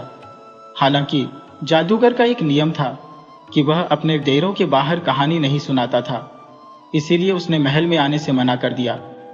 राजकुमारी ने उसके इस नियम का सम्मान किया और पिता से आज्ञा लेकर खुद ही जादूगर के डेरे पर चल पड़ी। पिता ने भी उन्हें आज्ञा दे दी क्योंकि वे जानते थे कि राजकुमारी के मन में व्यथा थी। राजकुमारी अपने सैनिकों के साथ महल से 2 कोस दूर पश्चिम दिशा में स्थित जादूगर के डेरे पर पहुंच गईं। वहां उन्होंने देखा कि जादूगर एक छोटी सी झोपड़ी में रहता था। राजकुमारी ने सोचा कि क्या यही जादूगर का डेरा है। उन्होंने अपने सैनिकों से कहा, जाओ और पूछ कर आओ कि क्या जादूगर इसी कुटिया में रहता है। सैनिक अंदर गए और जादूगर उनके साथ बाहर आया। जादूगर ने राजकुमारी का स्वागत किया और पूछा, क्या आप अपनी सेना के साथ कहानी सुनेंगी या अकेले? राजकुमारी ने उत्तर दिया, हम अकेले ही आपकी कहानी सुनना पसंद करेंगे। फिर राजकुमारी जादूगर की झोपड़ी के अंदर चली गई और जादूगर ने उन्हें एक फूस का बना हुआ आसन दिया। राजकुमारी बिना किसी संकोच के उस पर बैठ गईं। उन्होंने जादूगर से पूछा, क्या तुम्हारा नाम सच में माथा है? जादूगर ने मुस्कुराते हुए सिर हिला दिया। कहानी सुनाने से पहले जादूगर राजकुमारी से कहने लगा, राजकुमारी जी, मेरी कहानी हर रोज थोड़ा थोड़ा आगे बढ़ेगी। जब तक कहानी चलेगी आपको मुझसे सच्चाई कहना होगा, इसलिए आपको मुझे वचन देना होगा। राजकुमारी ने मुस्कुराते हुए पूछा, क्या तुम भी मुझसे सच्चाई कहोगे? जादूगर हल्के से मुस्कुराते हुए बोला, राजकुमारी जी, मैं आपसे सच्चाई नहीं कह सकता। अगर मैं सच कह दूं तो मेरी कला का कोई मतलब नहीं रहेगा। मैं एक जादूगर हूं और भ्रम पैदा करना ही मेरी कला है। भ्रम का भी अपना सच नहीं होता, इसलिए मैं आपसे सच नहीं कह सकता। जो कहानी मैं सुनाने वाला हूं वह भी तो भ्रम की ही होगी। राजकुमारी ने मुस्कुराते हुए उसकी ओर देखा और कहा, इस कला का मुझे ज्यादा ज्ञान नहीं है, लेकिन तुम अपनी बातों की कला में बहुत ही निपुण हो। क्या मैं तुमसे एक प्रश्न पूछ सकती हूँ? जादूगर ने उत्तर दिया। राजकुमारी जी, आपकी जो इच्छा हो आप मुझसे पूछ सकती हैं। राजकुमारी ने कहा, यहां आने से पहले मैंने सोचा था कि जादूगर कोई अधेड़ उम्र का व्यक्ति होगा, जिसके पास अजीब से कपड़े होंगे, लंबी दाढ़ी मूछें होंगी, लेकिन तुम्हारे पास इनमें से कुछ भी नहीं है। तुम तो कहीं से भी जादूगर नहीं लगते। इतनी कम उम्र में तुमने यह कला कैसे सीखी? यह प्रश्न मेरे मन में बार बार आ रहा है। जादूगर हंसते हुए बोला, राजकुमारी जी, यही तो मेरी विशेषता है। मेरे गुरुदेव मुझे अपना अनमोल रत्न मानते हैं। मैंने इतनी कम उम्र में यह विद्या सीखी है। वैसे आप भी तो किसी रत्न से कम नहीं है। इतनी कम उम्र में ही आप राज्य की युवराजी हैं और भविष्य की महारानी भी। योग्यता का कोई उम्र से संबंध नहीं होता। राजकुमारी ने कहा, तुम्हारी बातें मुझे बहुत पसंद आ रही है। तुम सचमुच बातों के धनी हो, लेकिन अब बहुत देर हो गई है। मुझे अब यहां से चलना चाहिए। कल मैं फिर तुमसे कहानी सुनने आऊंगी और तुम कल मुझे कहानी सुनाओगे ना? जादूगर बोला, अवश्य राजकुमारी जी, कल से हम कहानी की शुरुआत करेंगे। अगले दिन राजकुमारी रूपमती फिर से जादूगर के डेरे पर उसकी झोपड़ी में कहानी सुनने पहुंची। जादूगर ने बड़े ही जादुई अंदाज में उनका स्वागत किया और बोला, राजकुमारी जी, कैसी कहानी सुनाऊं आपको? राजा रानी की, आग पानी की, या कोई प्रेम कहानी? राजकुमारी ने कहा। जादूगर जी, मुझे न राजा रानी न आग पानी, मैं ऐसी कहानी सुनना चाहती हूँ जो सरल जीवन की सरल कहानी हो। जादूगर ने आश्चर्य से पूछा, सरल जीवन की सरल कहानी क्यों राजकुमारी जी? राजकुमारी ने उत्तर दिया, क्योंकि मेरा मन बहुत उदास है। ऐसी बात बताओ जिससे मेरे मन की उदासी कहीं खो जाए। जादूगर सोचते हुए बोला, मन की उदासी तो केवल दो ही तरह से जा सकती है राजकुमारी। राजकुमारी ने उत्सुकता से पूछा, कौन से दो तरीके? जादूगर ने कहा, राजकुमारी जी, एक तो अध्यात्म से और दूसरा प्रेम से। पर मैं इतना ज्ञानी नहीं हूं कि आपको आध्यात्मिक ज्ञान दे सकूं। मैं आपको प्रेम कहानी सुना सकता हूं, लेकिन वह सरल होनी चाहिए। राजकुमारी ने सहमति में सिर हिलाया। मुझे कहानी में जटिलता पसंद नहीं है। जादूगर अपनी छड़ी लेकर आया और साथ में एक पुरानी किताब जो बहुत ही प्राचीन लग रही थी। राजकुमारी ने पूछा, क्या इस किताब में कहानी लिखी है? क्या तुम मुझे इसे पढ़कर सुनाने वाले हो? अगर ऐसा होता तो मैं अपने महल के पुस्तकालय में ही पढ़ लेती। जादूगर ने मुस्कुराते हुए कहा, नहीं राजकुमारी, मैं आपको कहानी पढ़कर नहीं बल्कि दिखाकर सुनाऊंगा। अब आप मेरे इस जादू के लिए तैयार रहें। राजकुमारी ने उत्सुकता से कहा, ठीक है, पर पात्रों का परिचय तो दो। जादूगर ने कहा, क्यों नहीं? सुनिए, यह कहानी एक गांव की लड़की अपूर्वा की है। राजकुमारी ने पूछा, क्या अपूर्वा बहुत सुंदर है? जादूगर ने जोर से हंसते हुए कहा, सुंदरता और गरीबी का आपस में क्या संबंध राजकुमारी जी? अगर वह सुंदर भी है तो गरीबी की आग उसे बुरी तरह झुलसा देती है। सुंदरता तो केवल अमीरों के लिए होती है। राजकुमारी ने गंभीरता से कहा, तुम सही कह रहे हो, पर मैं यहां बाहरी सुंदरता की नहीं बल्कि भीतरी सुंदरता की बात कर रही हो। क्या आंतरिक सुंदरता नहीं होती? जादूगर ने थोड़ी शर्मिंदगी के साथ उत्तर दिया, आंतरिक सुंदरता भी होती है राजकुमारी जी। क्षमा करें, मैं आपकी बात समझ नहीं सका। अब मैं अपनी कहानी आरंभ करता हूं। जादूगर ने अपनी छड़ी घुमाई और राजकुमारी और जादूगर के सामने कहानी सजीव रूप में शुरू हो गई। पूर्वा रामप्रसाद की इकलौती बेटी थी। उसकी मां का निधन उसी के जन्म के समय हो गया था। उसके पिता ने ही उसे बड़े प्यार से पाला था। रामप्रसाद गांव के जमींदार के खेतों में मजदूरी करते थे।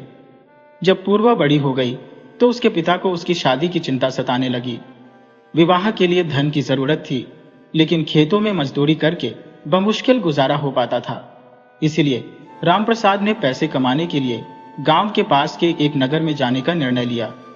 लेकिन जाने से पहले उन्होंने पूर्वा को अपनी बहन रमा के पास भेज दिया।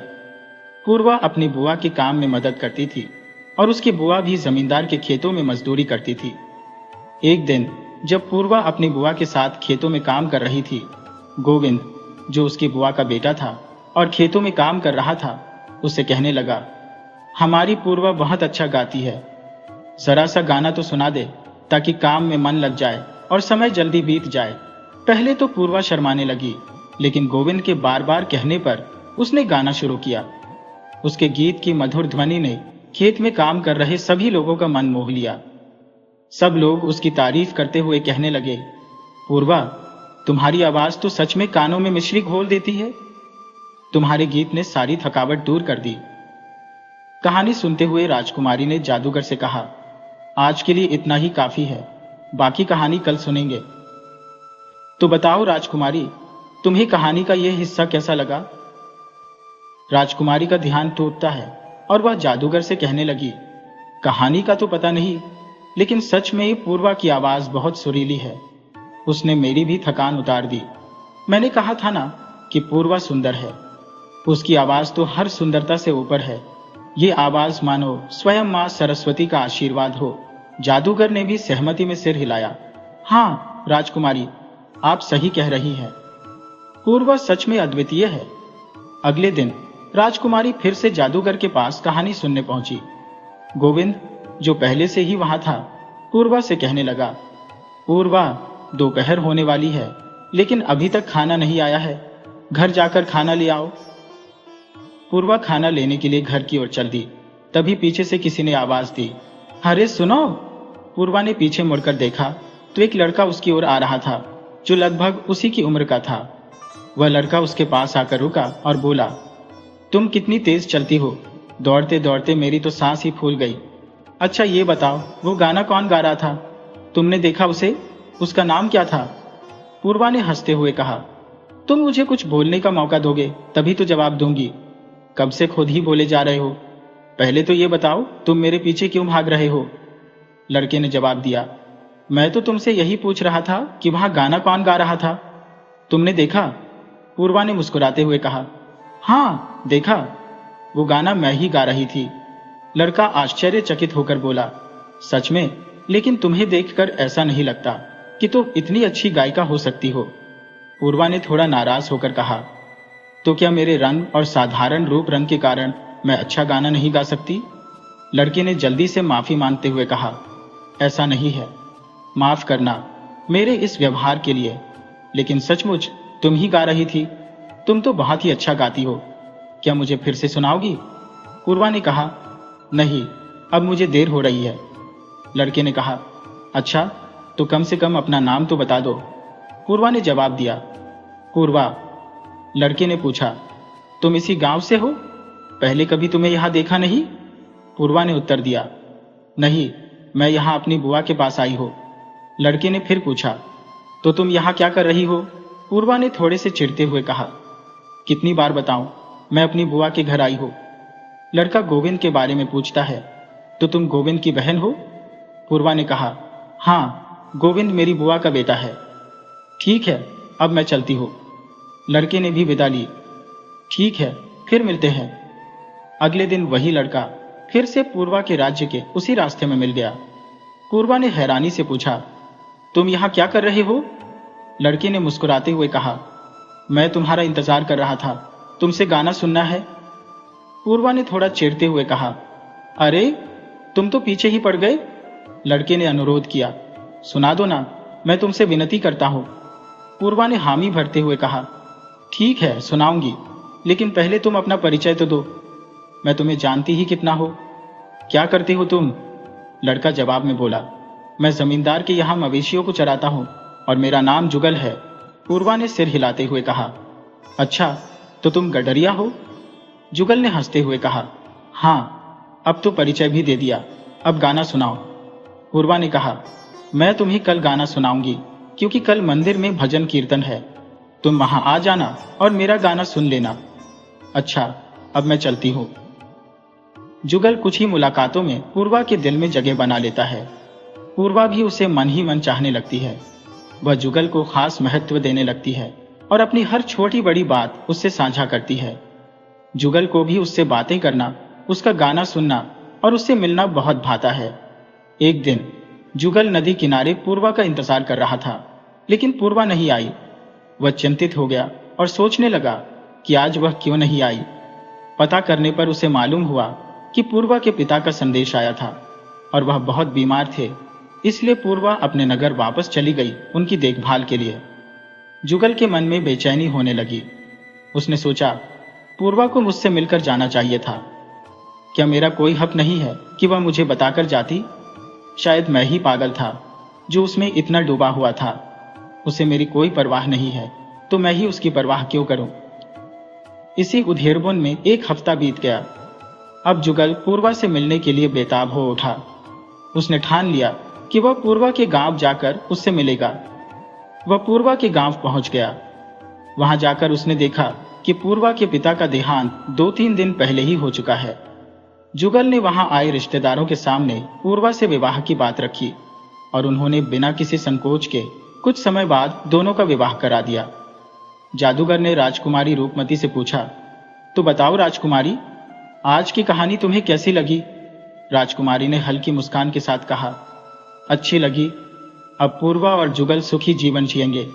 कितना सरल जीवन है। काश मेरा भी ऐसा ही जीवन होता, एकदम सरल। जादूगर ने कहा, आप ऐसी जीवन की कामना कैसे कर सकती हैं, जबकि आप जैसा जीवन जीने के लिए लोग ईश्वर से प्रार्थना करते हैं? राजकुमारी ने गंभीरता से कहा, मेरा जीवन सिर्फ एक बाहरी दिखावा है। इसमें हर रोज एक आंतरिक संघर्ष चलता रहता है। मुझे हर किसी को शक की नजर से देखना पड़ता है, किसी पर भी भरोसा नहीं कर सकती। मित्र तो बहुत है मेरी जिंदगी में, परंतु सच्चा मित्र कोई नहीं। तो बोलो, क्या तुम मेरे जैसा जीवन जीना चाहोगे? फिर राजकुमारी ने सवाल किया, क्या कहानी समाप्त हो गई? जादूगर ने जवाब दिया, नहीं राजकुमारी। राजकुमारी ने फिर पूछा, तो अब क्या रह गया? जादूगर ने कहा, इस कहानी में प्रेम की परीक्षा बाकी है। जब तक परीक्षा ना हो तब तक ज्ञान भी पूर्ण नहीं माना जाता, तो प्रेम कैसे पूर्ण माना जाएगा? परीक्षा ही प्रेम को स्थिर बनाती है। राजकुमारी ने उत्सुकता से कहा, अच्छा तो आगे सुनाओ। जादूगर ने मुस्कुराते हुए कहा, नहीं, आगे कल सुनेंगे। अगले दिन राजकुमारी साधारण वस्त्रों में जादूगर के पास कहानी सुनने आई। उसे इस रूप में देखकर जादूगर चौंक गया और कहने लगा, राजकुमारी जी, आप इतने साधारण वस्त्रों में? राजकुमारी ने हंसते हुए कहा, हाँ, आज से मैं साधारण स्त्रियों की तरह ही तुमसे कहानी सुनने आऊंगी। जादूगर ने थोड़ी हैरानी के साथ कहा, आपने मेरा नाम लिया? राजकुमारी ने कहा, हाँ, अब मैं तुम्हें तुम्हारे नाम से ही पुकारूंगी। जादूगर ने मुस्कुराते हुए कहा, मुझे तो कोई ऐतराज नहीं है राजकुमारी जी। राजकुमारी ने कहा, जादूगर भीमा, अब तुम भी मुझे रूपमती के नाम से पुकारो, मुझे राजकुमारी जी मत बोला करो। जादूगर ने कहा, लेकिन मैं आपको राजकुमारी जी ही बुलाता रहूंगा। राजकुमारी ने कहा, नहीं, क्योंकि तुम्हें इतने दिनों तक परखने के बाद मैं तुम पर भरोसा कर सकती हूँ और मैं तुमसे मित्रता करना चाहती हूँ। क्या तुम मुझसे मित्रता करोगे? जादूगर ने खुशी से कहा, एक राजकुमारी से कौन है जो मित्रता नहीं करना चाहेगा? रूपमती ने मुस्कुराते हुए कहा, अच्छा चलो, अब आपने मित्र को आगे की कहानी सुनाओ, मैं भी तो देखूं कि कैसी परीक्षा होगी। जादूगर ने अपनी छड़ी घुमाई और कहानी फिर से जीवंत हो उठी। जुगल और पूर्वा अपनी जिंदगी सुकून के साथ गुजार रहे थे। धन का अभाव था, पर दिलों में सुकून बहुत था। एक दिन जुगल का बड़ा भाई माधव, जो उसी गांव में अपनी पत्नी के साथ रहता था, उससे मिलने आया। माधव ने जुगल से कहा, कब तक इस तरह जीवन गुजारोगे? चलो मेरे साथ नगर में, वहां काम की कमी नहीं है और अच्छा पैसा भी मिलेगा। वहां धनीराम सेठ है, जिनकी गौशाला है। उन्हें गायों की देखभाल के लिए एक इंसान की जरूरत है। तुम वहां काम करोगे तो अच्छा पैसा मिलेगा। माधव की बात मानकर जुगल और पूर्वा नगर आ गए। जुगल सेठ धनीराम के यहाँ गायों की देखभाल करने लगा और पूर्वा धनीराम के घर का काम करने लगी। एक दिन जब मंदिर में भजन कीर्तन हो रहे थे, तो सेठानी पूर्वा को अपने साथ ले गई। सेठानी ने पूर्वा से कहा, तुम भी कोई अच्छा सा भजन सुनाओ। पूर्वा ने भजन गाना शुरू किया तो वहां बैठे एक व्यक्ति ने पूर्वा से पूछा, बेटी, तुमने ये संगीत कहां से सीखा? पूर्वा ने उत्तर दिया, गरीब को सिखाने वाला कौन होता है? आपका ये सवाल मुझे ताना लगता है।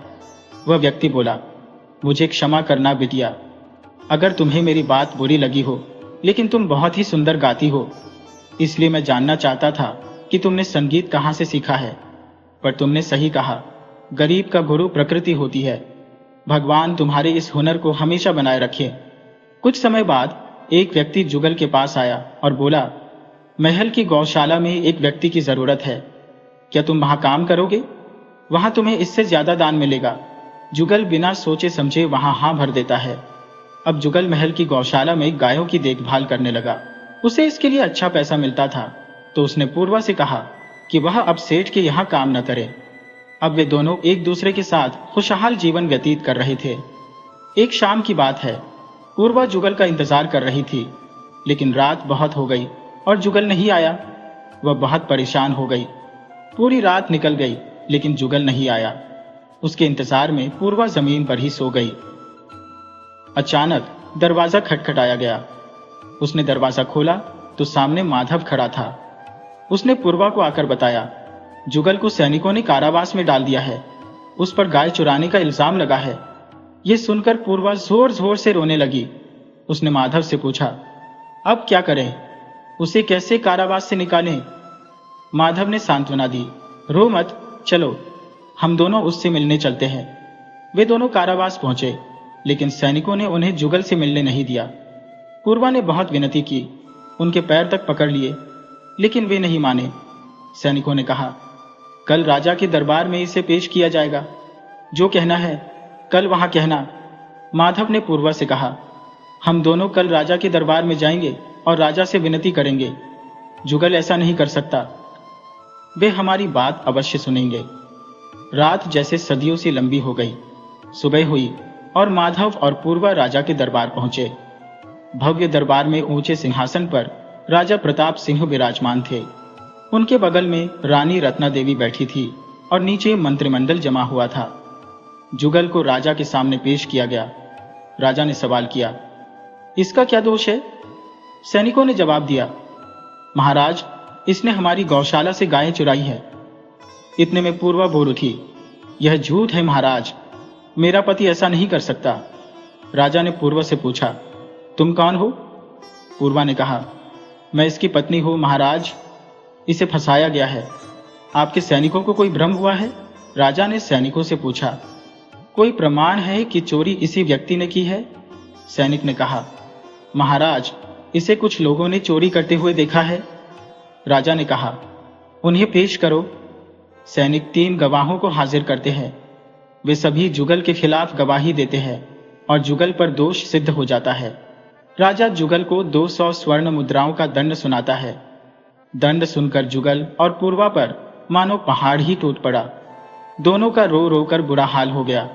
वे राजा से प्रार्थना करने लगे, हम इतना धन कहां से लाएंगे? उनकी बेबसी देखकर रानी रत्ना ने कहा, हमारी गाय हमें बेहद प्रिय थी, अब रोने से कुछ नहीं होगा, तुम अपना दंड स्वीकार करो। जुगल और पूर्वा गिड़गिड़ाने लगे, महारानी आप तो दया करो। रानी ने ठंडी आवाज में कहा, ठीक है, अगर तुम इतनी गिनती करते हो तो मैं तुम्हें 2 विकल्प देती हो, या तो 200 स्वर्ण मुद्राएं दो या अपनी सबसे प्रिय वस्तु। जुगल और पूर्वा ने एक दूसरे को आश्चर्य से देखा, क्योंकि उनके लिए एक दूसरे से प्रिय कोई भी नहीं था। इतने में रानी रत्ना ने कहा, तुम्हारी पत्नी की आवाज बहुत मधुर है, क्या तुम उसकी आवाज हमें दे सकते हो? दोनों इस अजीब मांग को समझ नहीं पाए। तभी रानी ने अपने सैनिकों को संकेत दिया। कुछ ही देर में 2 सैनिक एक झंडे पर कुछ लटका कर लाए, जिससे धुआं निकल रहा था। जुगल और पूर्वा अब भी एक दूसरे को हैरानी से देख रहे थे। वह लोहे का बर्तन था जिसमें जलते हुए अंगारे थे। रानी रत्ना ने पूर्वा से कहा, अगर तुम अपने पति को दंड से मुक्त करना चाहती हो तो या तो हमें 200 स्वर्ण मुद्राएं दो या इन जलते हुए अंगारों को अपने मुंह में डालकर अपनी आवाज हमें दे दो। इतने में रूपमती गुस्से में बोल पड़ी, ये कैसा अमानवीय व्यवहार है? कोई किसी के साथ ऐसा कैसे कर सकता है? ये दंड तो किसी दोषी को भी नहीं दिया जा सकता, और पूर्वा तो निर्दोष है, कोई इतना निष्ठुर कैसे हो सकता है? गीमा ने कहा, राजकुमारी, हर कोई आपकी तरह नहीं होता। कुछ लोग तो अपनों को भी नहीं छोड़ते। ऐसे लोग एक पागल हाथी की तरह होते हैं जो अपने रास्ते में जो भी आता है उसे कुचलते चले जाते हैं। ये लोग इंसान जैसे दिखते हैं, पर इनके कर्मों को देखकर मानवता भी शर्मसार हो जाती है। रूपमती ने पूछा, क्या तुम्हारे साथ भी कुछ ऐसा हुआ है? बताओ, मैं तुम्हारी मित्र हूं। भीमा ने जवाब दिया, जाने दीजिए राजकुमारी, आप ये जानकर क्या करेंगी? रूपमती ने जोर दिया, नहीं, बताओ मुझे। भीमा ने कहा, पहले ये कहानी खत्म कर लें, फिर मेरी कहानी सुनिएगा। रूपमती ने हामी भरते हुए पूछा, तो बताओ, रानी रत्ना ने ऐसा क्यों किया? पूर्वा के साथ ऐसा बर्ताव क्यों किया? भीमा ने कहा, इसका उत्तर मैं आपको कल दूंगा। आप तब तक सोचिए कि ऐसा क्यों हुआ। राजकुमारी रूपमती संध्या के समय अपने कक्ष की खिड़की से बाहर देखते हुए सोच रही थी। तभी एक व्यक्ति पीछे से आकर बोला, क्या आप किसी उलझन में हैं? रूपमती का ध्यान टूटा। उसने पीछे मुड़कर देखा और कहा, भ्राताश्री। वे उनके चचेरे भाई थे जो उनसे केवल 17 दिन बड़े थे और उन पर रूपमती खुद से ज्यादा विश्वास करती थी। नकुलदेव ने कहा, हाँ प्यारी बहना, क्या बात है, कहाँ खोई हुई हो? रूपमती ने कहा, कहीं नहीं, बस कुछ समझने का प्रयास कर रही हो। नकुलदेव ने कहा, मुझे बताओ, शायद मैं तुम्हारी कुछ मदद कर सकूं। रूपमती ने जवाब दिया, आज भीमा ने कुछ अजीब बात कही। ऐसा लग रहा है जैसे वह मुझे कुछ बताना चाहता हो। नकुलदेव ने पूछा, भीमा? वह कौन है? रूपमती ने कहा, भीमा एक जादूगर है जिससे मैं कहानी सुनने जाती हूँ। नकुलदेव ने पूछा, अच्छा, क्या बात हुई? रूपमती ने सारी बात नकुलदेव को बता दी। सारी बात सुनकर नकुलदेव ने कहा, कोई भी व्यक्ति अपने मन की पीड़ा केवल अपने मित्र को ही बताता है जो बिल्कुल उसके जैसा हो। एक राजसी ठाठ से सजी धजी राजकुमारी को वह अपनी पीड़ा क्यों बताएगा? उसके मन में यही डर होगा कि कहीं आप उसका मजाक ना उड़ा दें। रूपमती ने हामी भरते हुए कहा, तुम ठीक कह रहे हो। मैं कल बिना किसी शान शौकत के साधारण कपड़ों में उसके पास जाऊंगी और उससे कहानी सुनने के लिए कहूंगी। शायद तब वह मुझे अपनी मन की पीड़ा बता दे। वह अपने भाई का धन्यवाद करते हुए बोली, तुमने मेरी दुविधा दूर कर दी। रूपमती अगले दिन साधारण कपड़ों में बिना किसी तामझाम के जादूगर से कहानी सुनने के लिए अकेले चली जाती है। जादूगर ने उसका स्वागत किया।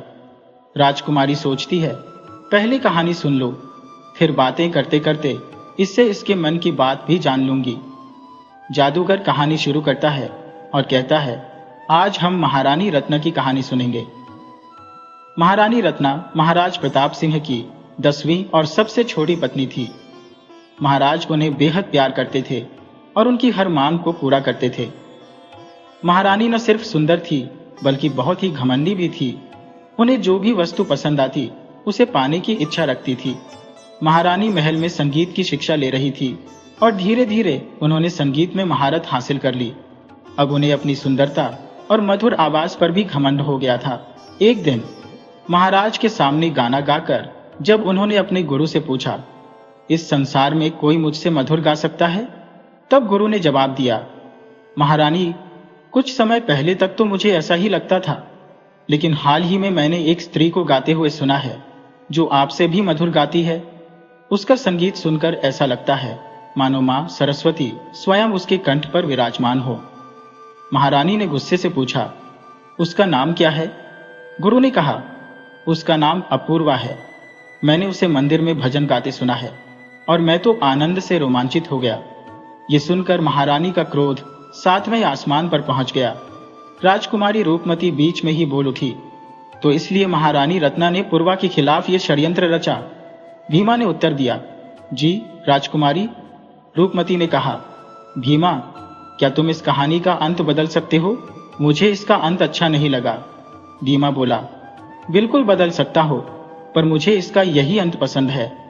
रूपमती ने नाराजगी जताते हुए कहा, लेकिन मुझे यह अंत पसंद नहीं है। भीमा ने कहा, मैं अंत नहीं बदलना चाहता, लेकिन अगर आप चाहती हैं तो आप खुद इस कहानी का अंत बदल सकती हैं। रूपमती ने चकित होकर पूछा, वो कैसे? भीमा ने अपनी जादुई छड़ी देते हुए कहा, ये लो मेरी छड़ी और इस कहानी का अंत बदल दो। जैसे ही रूपमती ने छड़ी पकड़ी, वहां रखी एक पुरानी किताब अचानक खुल गई और उसमें से तेज प्रकाश निकलने लगा। किताब ने रूपमती को अपने अंदर खींच लिया और वह गायब हो गई। किताब बंद हो गई और रूपमती उसमें कैद हो गई। भीमा ये सब देखकर परेशान हो गया। तभी राजकुमार नकुलदेव किताब की ओर देखते हुए बोला, क्षमा करना राजकुमारी। अचानक वहां एक अग्नि रूप में देवी प्रकट हुई और भीमा से कहा, तूने अपनी विद्या का उपयोग एक निर्दोष स्त्री को सताने के लिए किया है। मैं तुझे श्राप देती हूँ कि तेरा शरीर एक ही पैर के अंदर पत्थर का हो जाएगा। भीमा देवी के श्राप से डर गया और सोचने लगा कि अब वह कैसे मुक्त होगा। वह यह भी नहीं जानता था कि राजकुमारी रूपमती कैसे छूटेगी। तभी एक व्यक्ति जिसका चेहरा ढका हुआ था भीमा के पास आया और पूछा, क्या मेरा काम हो गया? भीमा ने कहा, हाँ, तुम्हारा काम हो गया है। अब मेरे गुरुदेव को कारागार से मुक्त कर दो, जैसा तुमने वादा किया था। व्यक्ति ने पूछा, तुम्हारे पैरों को क्या हुआ है? भीमा ने उत्तर दिया, तुम्हें क्या लगता है मैं गलत काम करूंगा और उसका दंड मुझे नहीं मिलेगा? अवश्य मिलेगा। अब कुछ ही समय में मेरा पूरा शरीर पत्थर का बन जाएगा। इससे पहले मैं अपने गुरुदेव से मिलना चाहता हूं। व्यक्ति ने कहा, मैं तुम्हें तुम्हारे गुरुदेव से मिलवा दूंगा। अगर तुम्हारी कोई और इच्छा हो तो वह भी बताओ। भीमा ने कहा, मैं ये जानना चाहता हूं कि तुमने मुझसे ये काम क्यों करवाया और तुम हो कौन? व्यक्ति ने कहा, मैं तुम्हें सारी बात बताऊंगा, क्योंकि कुछ ही समय में तुम्हें यह श्राप अपने अंदर खींच लेगा और फिर तुम किसी को कुछ भी नहीं बता सकोगे। सुनो, मैं रूपमती का बड़ा भाई नकुलदेव हूं और ये षड्यंत्र मैंने इसलिए रचा क्योंकि सिंहासन पर सिर्फ मेरा अधिकार है। मैं ही उसका उत्तराधिकारी था और मैं ही रहूंगा। भीमा ने सावधान किया, राजकुमारी भले ही इस किताब के अंदर फंस गई हो, लेकिन वहां भी वो तुम्हारी सारी बातें सुन सकती है। नकुलदेव ने कहा, सुनने दो, वैसे भी वह अब यहां नहीं आएगी और तुम भी जल्द ही पत्थर बन जाओगे। तुमने कहा था ना कि तुम अपने गुरुदेव से मिलना चाहते हो। दुर्भाग्य से मैंने उन्हें ईश्वर के पास भेज दिया है। गुस्से में व्यक्ति बोला, तुम तो एक बेहद निर्दयी व्यक्ति हो, तुम्हें इसका दंड अवश्य मिलेगा। इस प्रकार बोलते बोलते भी मां का शरीर पूरी तरह से पत्थर का हो गया। नकुलदेव ने मां और उस पुस्तक को एक गुप्त स्थान पर रख दिया। शाम होने को आई, लेकिन राजकुमारी महल नहीं पहुंची तो सभी लोग चिंतित हो गए। राजकुमारी के पिता, जो कि विराट राजा थे, ने राजकुमारी रूपमती को खोजने के लिए सैनिकों को चारों दिशाओं में भेजा। कई दिनों की खोज के बाद भी राजकुमारी का कोई सुराग नहीं मिला। राज्याभिषेक का समय निकट आ रहा था, इसलिए राजा और भी चिंतित हो गए। उन्होंने नकुलदेव से सलाह मांगी। नकुलदेव को मानो अपनी बात मनवाने का सुनहरा अवसर मिल गया। नकुलदेव ने कहा, महाराज, मैं यह कहने में संकोच कर रहा हूं, लेकिन एक विचार बार बार मेरे मन में आ रहा है। राजा ने पूछा, कौन सा विचार? नकुलदेव ने कहा, कहीं ऐसा तो नहीं कि किसी जादूगर ने राजकुमारी को अपने प्रेम जाल में फंसा लिया और उसे कहीं दूर ले गया हो? राजा ने गुस्से में कहा, चुप रहो नकुलदेव, हमारी राजकुमारी ऐसा कभी नहीं कर सकती। नकुलदेव ने कहा, महाराज, मेरा आपको ठेस पहुंचाने का कोई इरादा नहीं था, परंतु आप भी जानते हैं कि स्त्रियां भावनाओं को पत्थर की भांति कठोर बना सकती है, परंतु प्रेम में तो वे पिघल जाती है। और राजकुमारी रूपमती एक साधारण जीवन चाहती थी, वह कभी महारानी नहीं बनना चाहती थी। राजा ने कहा, मुझे पूरा विश्वास है कि वह मेरा विश्वास नहीं तोड़ेगी, इसलिए मैं तुम्हारी बात नहीं मान सकता। नकुलदेव ने कहा, महाराज, यदि आपका विश्वास अटल है तो मैं भी आपके विश्वास पर विश्वास करता हूं, लेकिन राज्याभिषेक का समय निकट है और अब तक रूपमती का कोई पता नहीं चला है। लगता है हमें राज्याभिषेक का समय आगे बढ़ाना पड़ेगा। नकुलदेव ने कहा, नहीं महाराज, आप ऐसा नहीं कर सकते। राजा ने पूछा, क्यों नहीं कर सकते? नकुलदेव ने कहा, आप मंत्रिमंडल और प्रजा से क्या कहेंगे कि राज्याभिषेक इसलिए नहीं हो रहा क्योंकि राजकुमारी कहीं गायब हो गई है। आप जानते हैं कि स्त्रियों के बारे में अफवाहें फैलने में समय नहीं लगता। राजा ने कहा, तो फिर क्या करें नकुलदेव, तुम ही बताओ। नकुलदेव ने कहा, मेरे पास एक योजना है। हम प्रजा और मंत्रिमंडल से कह देंगे कि राजकुमारी मिल गई है, लेकिन वह बीमार है और उसका गुप्त रूप से इलाज चल रहा है। तब तक हम राजकुमारी को खोजने के लिए गुप्त सैनिक तैनात कर देंगे। राजा ने कहा, क्या हम झूठ बोलेंगे? नकुल देव ने कहा, नहीं महाराज, राज्य के सम्मान के लिए हमें यह करना ही पड़ेगा। राजा ने कुछ हिचकिचाते हुए कहा, अगर राजकुमारी राज्याभिषेक के समय तक नहीं मिली तो हम क्या करेंगे? नकुल देव ने कहा, तब ईश्वर की इच्छा ही पूरी होगी। हमें किसी और को सिंहासन पर बिठाना होगा, परंतु पहले हम ईश्वर से प्रार्थना करेंगे कि राजकुमारी राज्याभिषेक के समय तक मिल जाए। नकुल देव की योजना में राजा फंस चुके थे। वह जानते थे कि राजकुमारी किसी भी हालत में राज्याभिषेक के समय तक नहीं मिलेगी। राज्याभिषेक का दिन आ गया। राजा ने दोबारा नकुल देव को बुलवाया और पूछा, अब क्या करें? राजकुमारी का तो कुछ पता नहीं चला। नकुल देव ने कहा, महाराज, अब हमें यही करना होगा। हम प्रजा और मंत्रिमंडल से कह देंगे कि राजकुमारी अब हमारे बीच नहीं रही, उसकी मृत्यु हो गई है। राजा ने गुस्से में चिल्लाकर कहा, नकुल देव, तुम जानते हो कि तुम क्या कह रहे हो? नकुल देव ने शांतिपूर्वक कहा, महाराज, हमारे पास इसके अलावा और कोई विकल्प नहीं है। नकुल देव की योजना सफल हुई और राजा को उसकी बात माननी पड़ी। उन्हें मजबूर होकर नकुल देव का राज्याभिषेक करना पड़ा। 8 साल बीत चुके हैं। नकुल देव खुशी खुशी राज्य चला रहा है। रास्ते की सबसे बड़ी रुकावट पहले ही हट चुकी थी। रूपमती को अब राज्य में कोई नहीं याद करता, सिवाय राजा के, जो अभी भी अपनी बेटी की खोज में लगे हुए थे। एक दिन एक दूत आया जो एक संदेश लेकर आया था। उस संदेश में लिखा था कि काली, जो लहू जनजाति का राजा है, उसने नकुल देव को युद्ध की चुनौती दी है। इस सूचना के मिलते ही पूरे राज्य में खलबली मच गई। किसी को समझ नहीं आ रहा था कि क्या किया जाए। नकुल देव ने मुख्यमंत्री और सोनीपत को चर्चा के लिए बुलाया।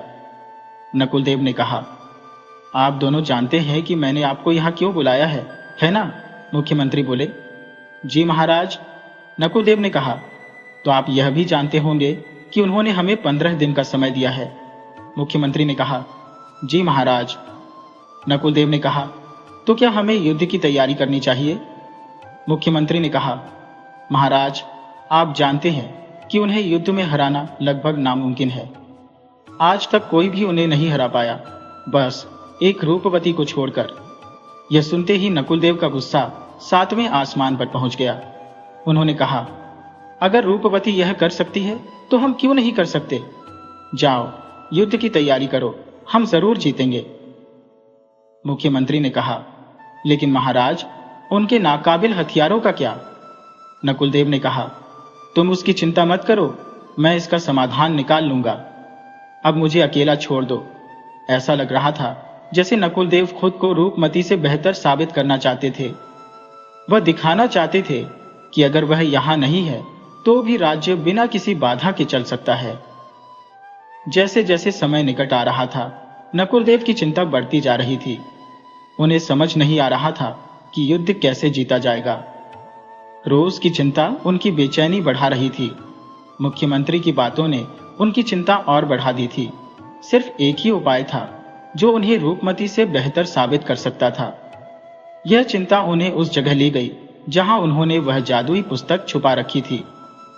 वह वहां गए और उस किताब की ओर देखते हुए बोले, चाहे मैंने तुम्हें इस पुस्तक में बंद कर दिया हो, लेकिन तुमने मेरा पीछा नहीं छोड़ा। मैंने सोचा था कि 8 वर्षों में इस राज्य का हर व्यक्ति तुम्हें भूल चुका होगा, लेकिन मेरी प्रजा और मंत्रिमंडल को अब भी लगता है कि तुम मुझसे बेहतर हो। पर मैं साबित कर दूंगा कि मैं तुमसे बेहतर हूं।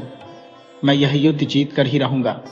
उन्होंने उस पुस्तक पर हाथ रखा और बोले, काश तुम यहां होती। लेकिन फिर अचानक आवेश में आकर नकुल देव बोले, नहीं, ऐसा नहीं हो सकता। मैं इस समस्या का हल निकाल कर ही रहूंगा। और यह कहकर वह वहां से चले गए। युद्ध का दिन आ गया। दोनों ओर की सेनाएं तैयार थी और नकुल देव की सेना के सामने काली की सेना खड़ी थी, जो संख्या में उनकी सेना से 2 गुनी थी। युद्ध शुरू हुआ। कुछ ही समय में नकुल देव की सेना का मनोबल टूटने लगा। काली की सेना ने नकुल देव की सेना को बुरी तरह से परास्त कर दिया। किसी को कुछ समझ नहीं आ रहा था। किसी तरह नकुल देव की सेना ने पहला दिन पूरा किया। हर कोई अगले दिन के युद्ध के बारे में सोच रहा था, क्योंकि किसी के पास कोई रणनीति नहीं थी। नकुल देव की चिंता बढ़ती जा रही थी कि कहीं वह युद्ध न हार जाए। युद्ध का दूसरा दिन शुरू हुआ। सेना का मनोबल टूट चुका था। सेनापति ने नकुलदेव से संधि करने की सलाह दी, पर नकुलदेव मानने को तैयार नहीं थे। तभी एक व्यक्ति आया जिसका चेहरा ढका हुआ था। वह घोड़े पर सवार था। उस व्यक्ति ने आकर कहा, अगर तुम्हें युद्ध जीतना है तो तुम्हें वही करना होगा जो मैं कहूंगा। नकुलदेव ने पूछा, तुम कौन हो? उस व्यक्ति ने उत्तर दिया, अभी मेरे परिचय का समय नहीं है, अभी यह युद्ध लड़ने का समय है। अगर तुम यह युद्ध जीतना चाहते हो तो जैसा मैं कहूंगा वैसा करना होगा।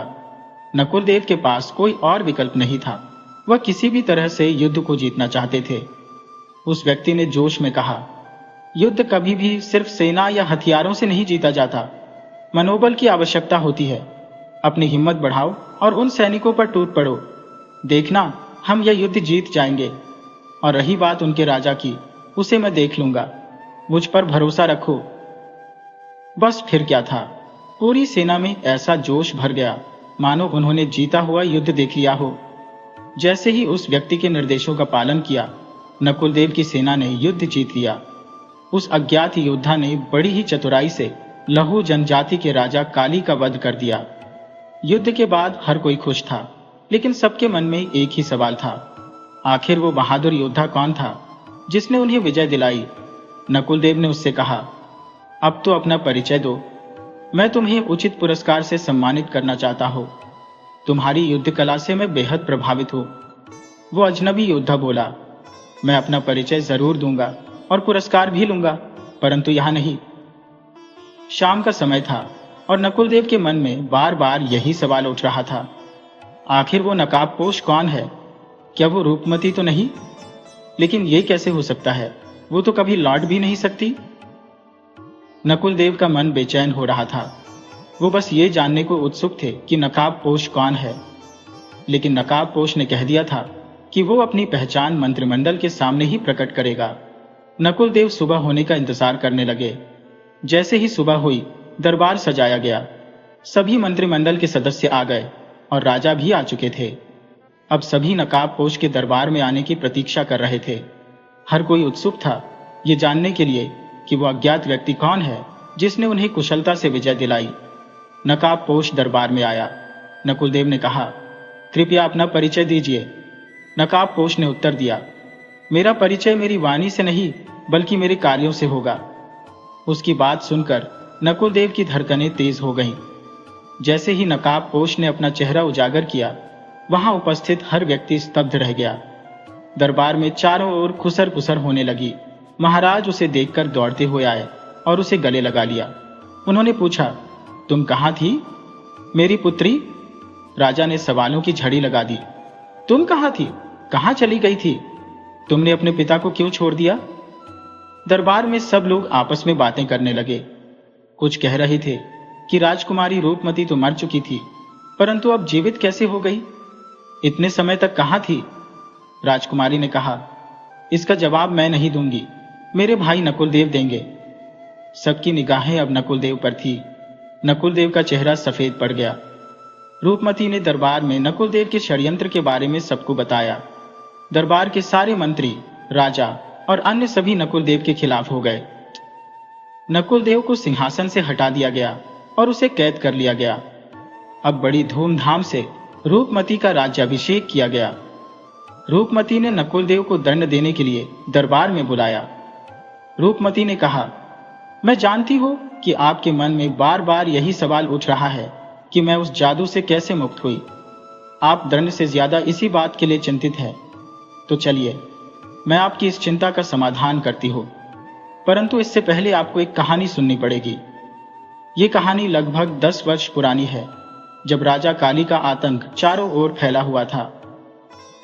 हर कोई जानता था कि उसे हराना मुश्किल है, परंतु मैं उसे हराना चाहती थी। मैं उसे हराने का उपाय पाना चाहती थी, क्योंकि मैं अपने राज्य को उसके आक्रमण से सुरक्षित रखना चाहती थी। इसके लिए मेरे पिताजी ने मुझे बताया कि राजा काली को हराना संभव है, क्योंकि उसके पास नाग अस्त्र है, जो उसे गुरु कृपाचार्य से प्राप्त हुआ था। राजा काली ने बहुत कठिनाइयों का सामना किया था और गुरु कृपाचार्य की बहुत सेवा की थी, जिससे प्रसन्न होकर उन्होंने यह अस्त्र दिया। इसका तोड़ केवल गुरुदेव कृपाचार्य जानते थे। मैंने भी गुरुदेव कृपाचार्य से नागास्त्र का तोड़ प्राप्त करने की इच्छा व्यक्त की। पिताजी ने कहा कि वहां जाने का रास्ता अत्यंत दुर्गम और खतरनाक है, और अगर तुम वहां पहुंच भी गई तो भी गुरुदेव कृपाचार्य हर किसी को विद्या नहीं देते। वह पहले कठिन परीक्षा लेते हैं, उसके बाद ही किसी को अपना शिष्य बनाते हैं। फिर भी मैंने वहां जाने का निश्चय किया। मैंने मार्ग की हर चुनौती को पार किया और गुरु कृपाचार्य के पास पहुंची, उनसे शिक्षा प्राप्त की। लगभग 1 वर्ष बाद मेरी शिक्षा पूरी हुई। जब मैंने गुरुदेव से जाने की अनुमति मांगी तो उन्होंने कहा, पुत्री, तुम भविष्य में एक महान रानी बनोगी, परंतु तुम्हारे जीवन का एक हिस्सा अज्ञात रहेगा। तुम एक षड्यंत्र का शिकार बनोगी, क्योंकि तुम लोगों पर बहुत जल्दी भरोसा कर लेती हो। कोई न कोई तुम्हारे इस विश्वास का फायदा उठाएगा और तुम्हें षड्यंत्र में फंसा देगा। मैंने उनसे पूछा, गुरुदेव, वो व्यक्ति कौन है? तो उन्होंने कहा, तुम्हें समय आने पर सब पता चल जाएगा। इस बात को समय के हवाले कर दो। रूपमती ने कहा, ठीक है गुरुदेव, अगर आप नहीं बताना चाहते तो मत बताइए, पर क्या आप यह बता सकते हैं कि उस षड्यंत्र से मैं कैसे मुक्त होऊंगी? गुरुदेव ने उत्तर दिया, पुत्री, समय बहुत शक्तिशाली होता है। इससे अधिक शक्तिशाली इस दुनिया में कुछ भी नहीं। जो व्यक्ति तुम्हें इस षड्यंत्र में फंसाएगा वही तुम्हें इससे निकालेगा भी। रूपमती ने आश्चर्यचकित होकर पूछा, जो व्यक्ति मुझे षड्यंत्र में फंसाएगा वही मुझे क्यों बचाएगा? क्या वो मुझे फिर से अपने रास्ते का कांटा नहीं मानेगा? गुरुदेव ने उत्तर दिया, मैं पहले ही कह चुका हूं, इस बात को समय के हवाले कर दो। समय एक राजा को रंक बना सकता है और एक रंक को राजा। समय के आगे सभी को झुकना पड़ता है। समय हर किसी को विवश कर देता है, और यह समय ही उसे विवश करेगा कि वह तुम्हें उस षड्यंत्र से मुक्त करे। रूपमती ने कहा, और जैसा गुरुदेव ने कहा था, तुमने मुझे उसी षड्यंत्र से मुक्त किया। जब तुम उस जगह आए थे जहां तुमने मुझे और मां को कैद में रखा था, तब तुमने उस पुस्तक पर हाथ रखकर कहा था कि मैं चाहता हूं कि तुम मुक्त हो जाओ। उसी पल मैं मुक्त हो गई थी। नकुल देव आश्चर्य से रूपमती की ओर देखता है और पूछता है, क्या तुम पहले से जानती थी? रूपमती ने उत्तर दिया, हाँ, मुझे पहले से पता था कि मेरे साथ षड्यंत्र होगा, लेकिन यह नहीं पता था कि वह षड्यंत्र मेरे अपने भ्राता रचेंगे। रूपमती ने भावुक होकर कहा, क्या आप जानते हैं, इस दुनिया में कुछ रिश्ते बहुत पवित्र होते हैं, और उनमें से एक रिश्ता भाई बहन का होता है। वह दोनों बिना किसी स्वार्थ के एक दूसरे से जुड़े होते हैं। वे एक दूसरे से कुछ नहीं मांगते, एक दूसरे के दुख में दुखी होते हैं और एक दूसरे के सुख में सुखी। एक बहन अपने भाई के साथ सबसे अधिक सुरक्षित महसूस करती है, लेकिन आपने हमारे इस संबंध की मर्यादा नहीं रखी। आपने मुझे एक बहन नहीं माना, बल्कि एक प्रतिद्वंदी और शत्रु समझा। पर मैं आज भी आपको अपना भाई मानती हूँ, इस संबंध का सम्मान करती हूँ और आपको दंड नहीं दूंगी। मैं आपको क्षमा करती हूँ। रूपमती की इस बात को सुनकर दरबार में चारों ओर से विरोध की आवाजें उठने लगी। सबने कहा कि नकुल देव को मृत्यु दंड मिलना चाहिए, लेकिन रूपमती ने सबको मौन कराते हुए कहा, आपने अपनी बहन के साथ छल किया है, इसके लिए आपकी बहन ने आपको क्षमा कर दिया, परंतु आपके इस षड्यंत्र ने राज्य और वहां के लोगों को बहुत बड़े खतरे में डाल दिया। इसलिए मैं आपको दंड देती हूँ, मैं आपको देश निकाला देती हूँ। नकुल देव शर्मिंदा होकर वहां से चला जाता है। रूपमती अपने कक्ष में बैठकर दरबार में जो कुछ हुआ उसके बारे में सोचती है। राजा जानते हैं कि अब रूपमती का मन बहुत विचलित होगा, इसलिए वे उसके कक्ष में आकर उसे सांत्वना देते हैं। रूपमती अपने पिता के गले लगकर जोर जोर से रोने लगती है और कहती है, पिताजी, मुझे इस सिंहासन को पाकर क्या मिला? इस सिंहासन ने मेरे भाई को मेरा शत्रु बना दिया। मुझे न चाहते हुए भी उसे दंड देना पड़ा। राजा ने उसे समझाते हुए कहा, तुमने आज दरबार में कहा था कि समय बहुत बलवान होता है, और वही समय तुम्हें इस सिंहासन के लिए चुनकर लाया है। नकुल देव ने सिंहासन हथिया लिया था, लेकिन फिर भी तुम यहां वापस आई। यह समय ने ही तय किया कि तुम्हें इस सिंहासन पर बैठना है। रूपमती ने कहा, मैं इस सिंहासन का क्या करूंगी? क्या मुझे अपने जीवन में हमेशा ऐसे ही त्याग करने होंगे? क्या मुझे अपनों के साथ ऐसे ही कठोरता बरतनी पड़ेगी? नहीं पिताश्री, मुझसे ऐसा नहीं होगा। राजा ने कहा, पहले तुम शांत हो जाओ और मेरी बात ध्यान से सुनो। यह जीवन है, और जीवन कभी भी सरल नहीं होता। इस जीवन में कुछ पाने के लिए बहुत त्याग करने पड़ते हैं। जितना बड़ा हासिल होता है उतना ही बड़ा त्याग करना पड़ता है। जो त्याग करने से डरता है वह जीवन में कभी आगे नहीं बढ़ पाता। जीवन की चुनौतियों का सामना करना ही असली जीवन है। नकुल देव ने तुम्हारे साथ छल किया और उसे इसके लिए दंड मिलना ही था। यही संसार का और राजधर्म का नियम है।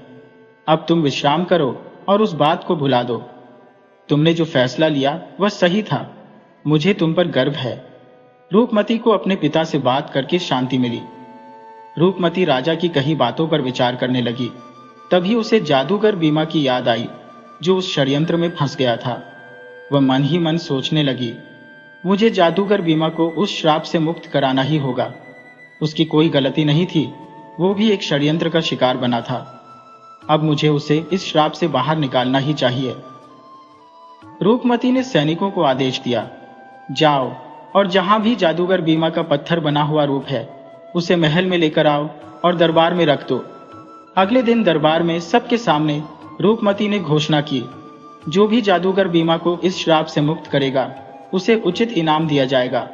हालांकि इस घोषणा का कोई असर नहीं हुआ। दूर दूर से विद्वान और जादूगर बुलाए गए, लेकिन कोई भी जादूगर बीमा को उस श्राप से मुक्त नहीं कर सका। धीरे धीरे करके 6 महीने गुजर गए, लेकिन जादूगर बीमा अभी भी पत्थर के रूप में कैद था।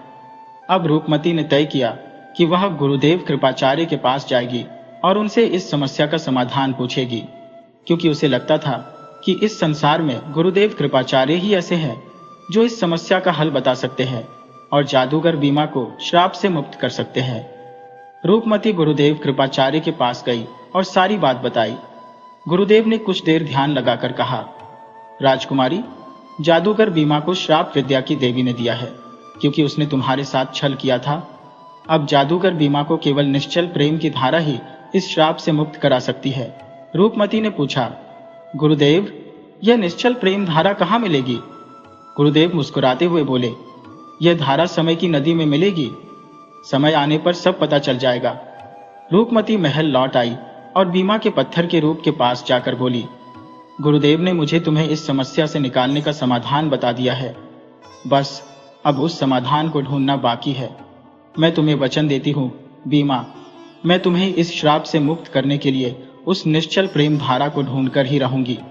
रूपमती ने पत्थर के हृदय वाले भाग पर हाथ रखकर कहा, अब जादूगर बीमा की सलामत पत्थर को राजसी बगीचे में रखवा दिया जाए। इसके बाद रूपमती राजा से मिलने उनके कक्ष में गई। राजा ने पूछा, पुत्री, तुम्हारी यात्रा कैसी रही? क्या समाधान मिला? रूपमती ने कहा, हाँ पिताजी, गुरुदेव ने समाधान बताया है।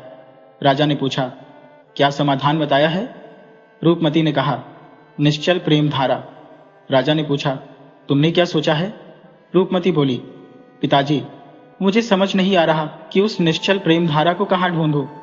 आप ही बताइए, मुझे क्या करना चाहिए? राजा कुछ देर सोचने के बाद बोले, किसी के लिए निश्चल प्रेम धारा का संबंध उसके माता पिता, भाई बहन या प्रेमी से हो सकता है। रूपमती ने कहा, ठीक है पिताजी, मैं अभी सैनिकों को आदेश देती हूँ कि वे जादूगर बीमा के किसी संबंधी को ढूंढ कर लाएं। लेकिन इस आदेश का कोई फायदा नहीं हुआ। सैनिकों ने आकर बताया कि जादूगर बीमा का कोई भी संबंधी नहीं है, वह एक अनाथ था। यह सुनकर रूपमती पूरी तरह से निराश हो गई। उसे कुछ समझ नहीं आ रहा था, पर उसने बीमा से वचन दिया था और वह अपना वचन निभाकर ही रहेगी। धीरे धीरे समय बीतने लगा, लेकिन जादूगर बीमा को श्राप से निकालने का कोई समाधान नहीं मिला। दूसरी ओर रूपमती का मोह धीरे धीरे बीमा के प्रति बढ़ने लगा। जब भी उसे समय मिलता वह बगीचे में जाकर घंटों बीमा के पत्थर के साथ बैठी रहती, जैसे वह जीवित हो। राजा को यह बात बिल्कुल भी पसंद नहीं आ रही थी। वे रूपमती को अधिक से अधिक राजकार्य में व्यस्त रखने की कोशिश करते, परंतु रूपमती फिर भी समय निकालकर बगीचे में जाकर बैठ जाती। राजा किसी भी तरह रूपमती का ध्यान बीमा से हटाना चाहते थे।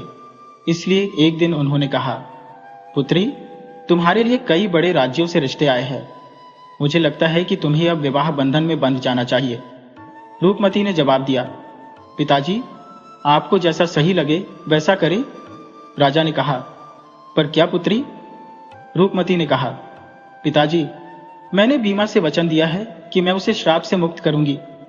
राजा ने पूछा, इस बात का विवाह से क्या संबंध है?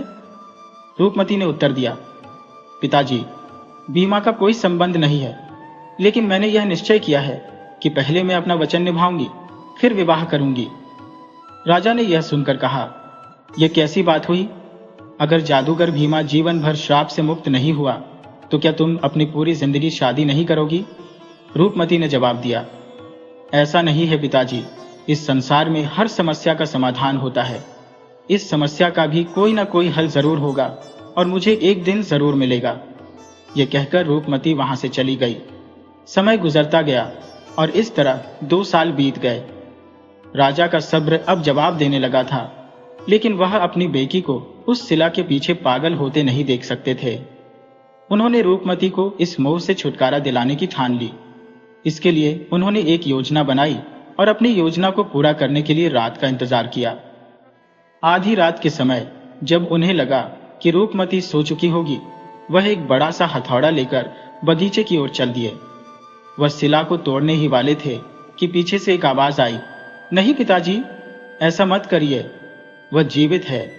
अगर आप इस शिला को तोड़ेंगे तो इसके अंदर का प्राणी मर जाएगा। नहीं पिताजी, ऐसा मत करिए। ये रूपमती की आवाज थी। राजा ने पीछे मुड़कर देखा और रूपमती से कहा, तो मैं क्या करूं बेटी? मैं अपनी बेटी को इस पत्थर में बंधे हुए नहीं देख सकता। ये पागलपन है और मैं अपनी बेटी को पागल नहीं होने दूंगा। मुझे मत रोको। रूपमती ने फिर से हाथ जोड़कर कहा, नहीं पिताजी, ऐसा मत करिए। लेकिन राजा ने उसे झटक दिया तो रूपमती उस शिला के सामने खड़ी हो गई। राजा रुक गए। रूपमती शिला की ओर मुड़कर घुटनों के बल बैठ गई और जोर जोर से रोने लगी। उसने कहा, पिताजी, इसे मत मारिए, यह मेरा प्रेमी है। रूपमती के आंसू शिला पर गिरने लगे और शिला में दरारें आने लगी। राजा ने यह देखा और जल्दी से रूपमती को उठाकर दूर ले गए। थोड़ी देर बाद शिला पूरी तरह टूट गई और उसके अंदर से जादूगर भीमा बेहोश होकर गिर पड़ा। रूपमती और राजा उसे महल में लेकर आए। अब रूपमती को एहसास हो गया था कि वह भीमा से प्रेम करती है। जिस निश्चल प्रेम की वह तलाश कर रही थी, वह वही था। अब उसे सिर्फ भीमा के होश में आने का इंतजार था। 2 दिन बाद भीमा होश में आया तो रूपमती की खुशी का ठिकाना नहीं था। वह अपनी भावनाओं को भीमा के सामने व्यक्त करने के लिए उतावली थी। दूसरी ओर राजा की चिंता और बढ़ गई थी, क्योंकि वह नहीं चाहते थे कि उनकी गुणवान पुत्री किसी जादूगर से विवाह करे। भीमा को जैसे ही होश आया, वह वहां से जाने लगा। रूपमती ने उसे रोका और कहा, अभी तुम्हारी तबीयत ठीक नहीं है, इसलिए तुम्हें कुछ दिन और आराम करना चाहिए। भीमा ने उसकी बात मान ली। रूपमती घंटों तक भीमा के साथ बातें करती रही, लेकिन भीमा हमेशा उदास रहता। वह कुछ नहीं कहता था, बस कभी कभी उसकी आंखों में आंसू आ जाते थे। भीमा का स्वास्थ्य धीरे धीरे सुधर रहा था। एक दिन राजा भीमा से मिलने आए। भीमा समझ गया कि राजा क्या कहना चाहते हैं। राजा ने पूछा, अब तुम्हारा स्वास्थ्य कैसा है? भीमा ने कहा, आपकी कृपा से सब अच्छा है। कुछ देर चुप रहने के बाद भीमा ने कहा, मैं जानता हूं आप यहां क्यों आए हैं। जैसे आप रूपमती के सुनहरे भविष्य की कामना करते हैं, वैसे ही मैं भी उसकी भलाई चाहता हूं। मैं जानता हूं कि मैं उसके योग्य नहीं हूं। आप निश्चिंत रहे, मैं सब कुछ सही कर दूंगा। राजा को भीमा की बातें सुनकर शांति मिली और वे वहां से चले गए। कुछ समय बाद रूपमती भीमा से मिलने आई। भीमा ने उससे कहा, अब मुझे यहां से जाने की अनुमति दीजिए, अब मेरा स्वास्थ्य ठीक है। रूपमती ने पूछा, तुम कहां जा रहे हो? भीमा ने कहा, पता नहीं। रूपमती ने फिर पूछा, तुम यहां से क्यों जा रहे हो? भीमा ने उत्तर दिया, यह महल और यह राजसी जीवन मेरे लिए नहीं है। रूपमती ने कहा, अगर यह सब तुम्हारे लिए नहीं है तो मेरे लिए भी नहीं है। तुम जहां भी जा रहे हो, मुझे भी अपने साथ ले चलो। भीमा मुस्कुराते हुए बोला, आप मेरे साथ क्या करेंगी और किस अधिकार से मेरे साथ चलेंगी? कृपया मेरे साथ उपहास ना करें और मुझे जाने दें। रूपमती ने कहा, क्या तुम नहीं जानते कि मेरा तुम पर क्या अधिकार है? मैं तुमसे प्रेम करती हूं। भीमा ने कहा, मैं यह सब जानता हूं, इसलिए यहां से जाना चाहता हूं। रूपमती ने पूछा, पर क्यों? क्या तुम्हारी नजर में मेरे प्रेम का कोई मूल्य नहीं है? भीमा ने जवाब दिया, मूल्य है, इसलिए तो मैं यहां से जा रहा हूं, क्योंकि मैं जानता हूं कि मैं आपके योग्य नहीं हूं। यह आपकी महानता है कि आपने एक साधारण व्यक्ति को अपने हृदय में स्थान दिया। रूपमती ने कहा, ऐसा मत कहो भीमा, मेरे साथ रहो, तुम्हें सब समझ में आ जाएगा कि तुम्हारा मूल्य मेरे लिए कितना है। भीमा ने कहा, मैं आपकी आंखों में देख भी नहीं सकता, क्योंकि जब भी आपकी आंखों में देखता हूं, मुझे बस यही याद आता है कि मैंने कैसे आपके साथ छल किया था। रूपमती ने कहा, तुम स्वस्थ हो चुके हो और इसके लिए मैंने तुम्हें माफ कर दिया है। भीमा ने कहा, आपकी माफी बहुत बड़ी है राजकुमारी, आपने तो देवता तक को माफ कर दिया, लेकिन मेरा दिल अभी तक खुद को माफ नहीं कर पाया है। रूपमती ने कहा, उस बात को अब जाने दो जो हमें अपने जीवन में आगे बढ़ना चाहिए। भीमा ने उत्तर दिया, उस बात को मैं कैसे बोल सकता हूं रूपमती?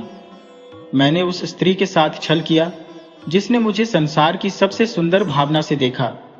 यह कोई गलती नहीं बल्कि पाप है और मुझे इस पाप का प्रायश्चित करना होगा। इसके लिए मुझे यहां से जाना ही होगा। मुझे जाने दीजिए रूपमती, अगर मैं यहां और रहा तो मेरा जीवन भी शिला के जैसा हो जाएगा।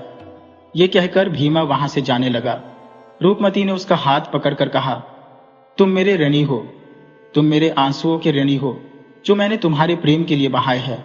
भीमा ने उत्तर दिया, मैं जानता हूं रूपमती, और इसके लिए मैं जीवन भर तुम्हारा आभारी रहूंगा। रूपमती समझ चुकी थी कि भीमा अब नहीं रुकेगा। उसने आखिरकार पूछा, क्या तुम कभी लौट कर आओगे? भीमा ने जवाब दिया, नहीं, कभी नहीं, और यह कहकर वह चला गया। रूपमती वहीं धरती पर बैठकर रोने लगी और सोचने लगी, यह कौन सा मायाजाल था जिसमें भीमा ने उसे फंसाया था, या यह मायाजाल अब है जिसमें भीमा ने उसे फंसा दिया है? कौन सी कहानी सच्ची थी यह वह समझ नहीं पा रही थी।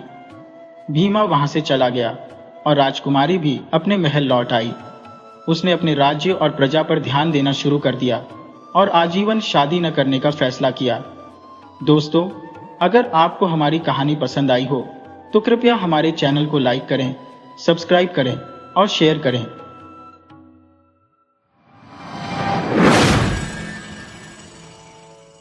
वीडियो अच्छी लगे हो तो इसे लाइक करें और ऐसे ही मज़ेदार कहानियों के लिए चैनल को सब्सक्राइब करें और बेल आइकन दबाएं।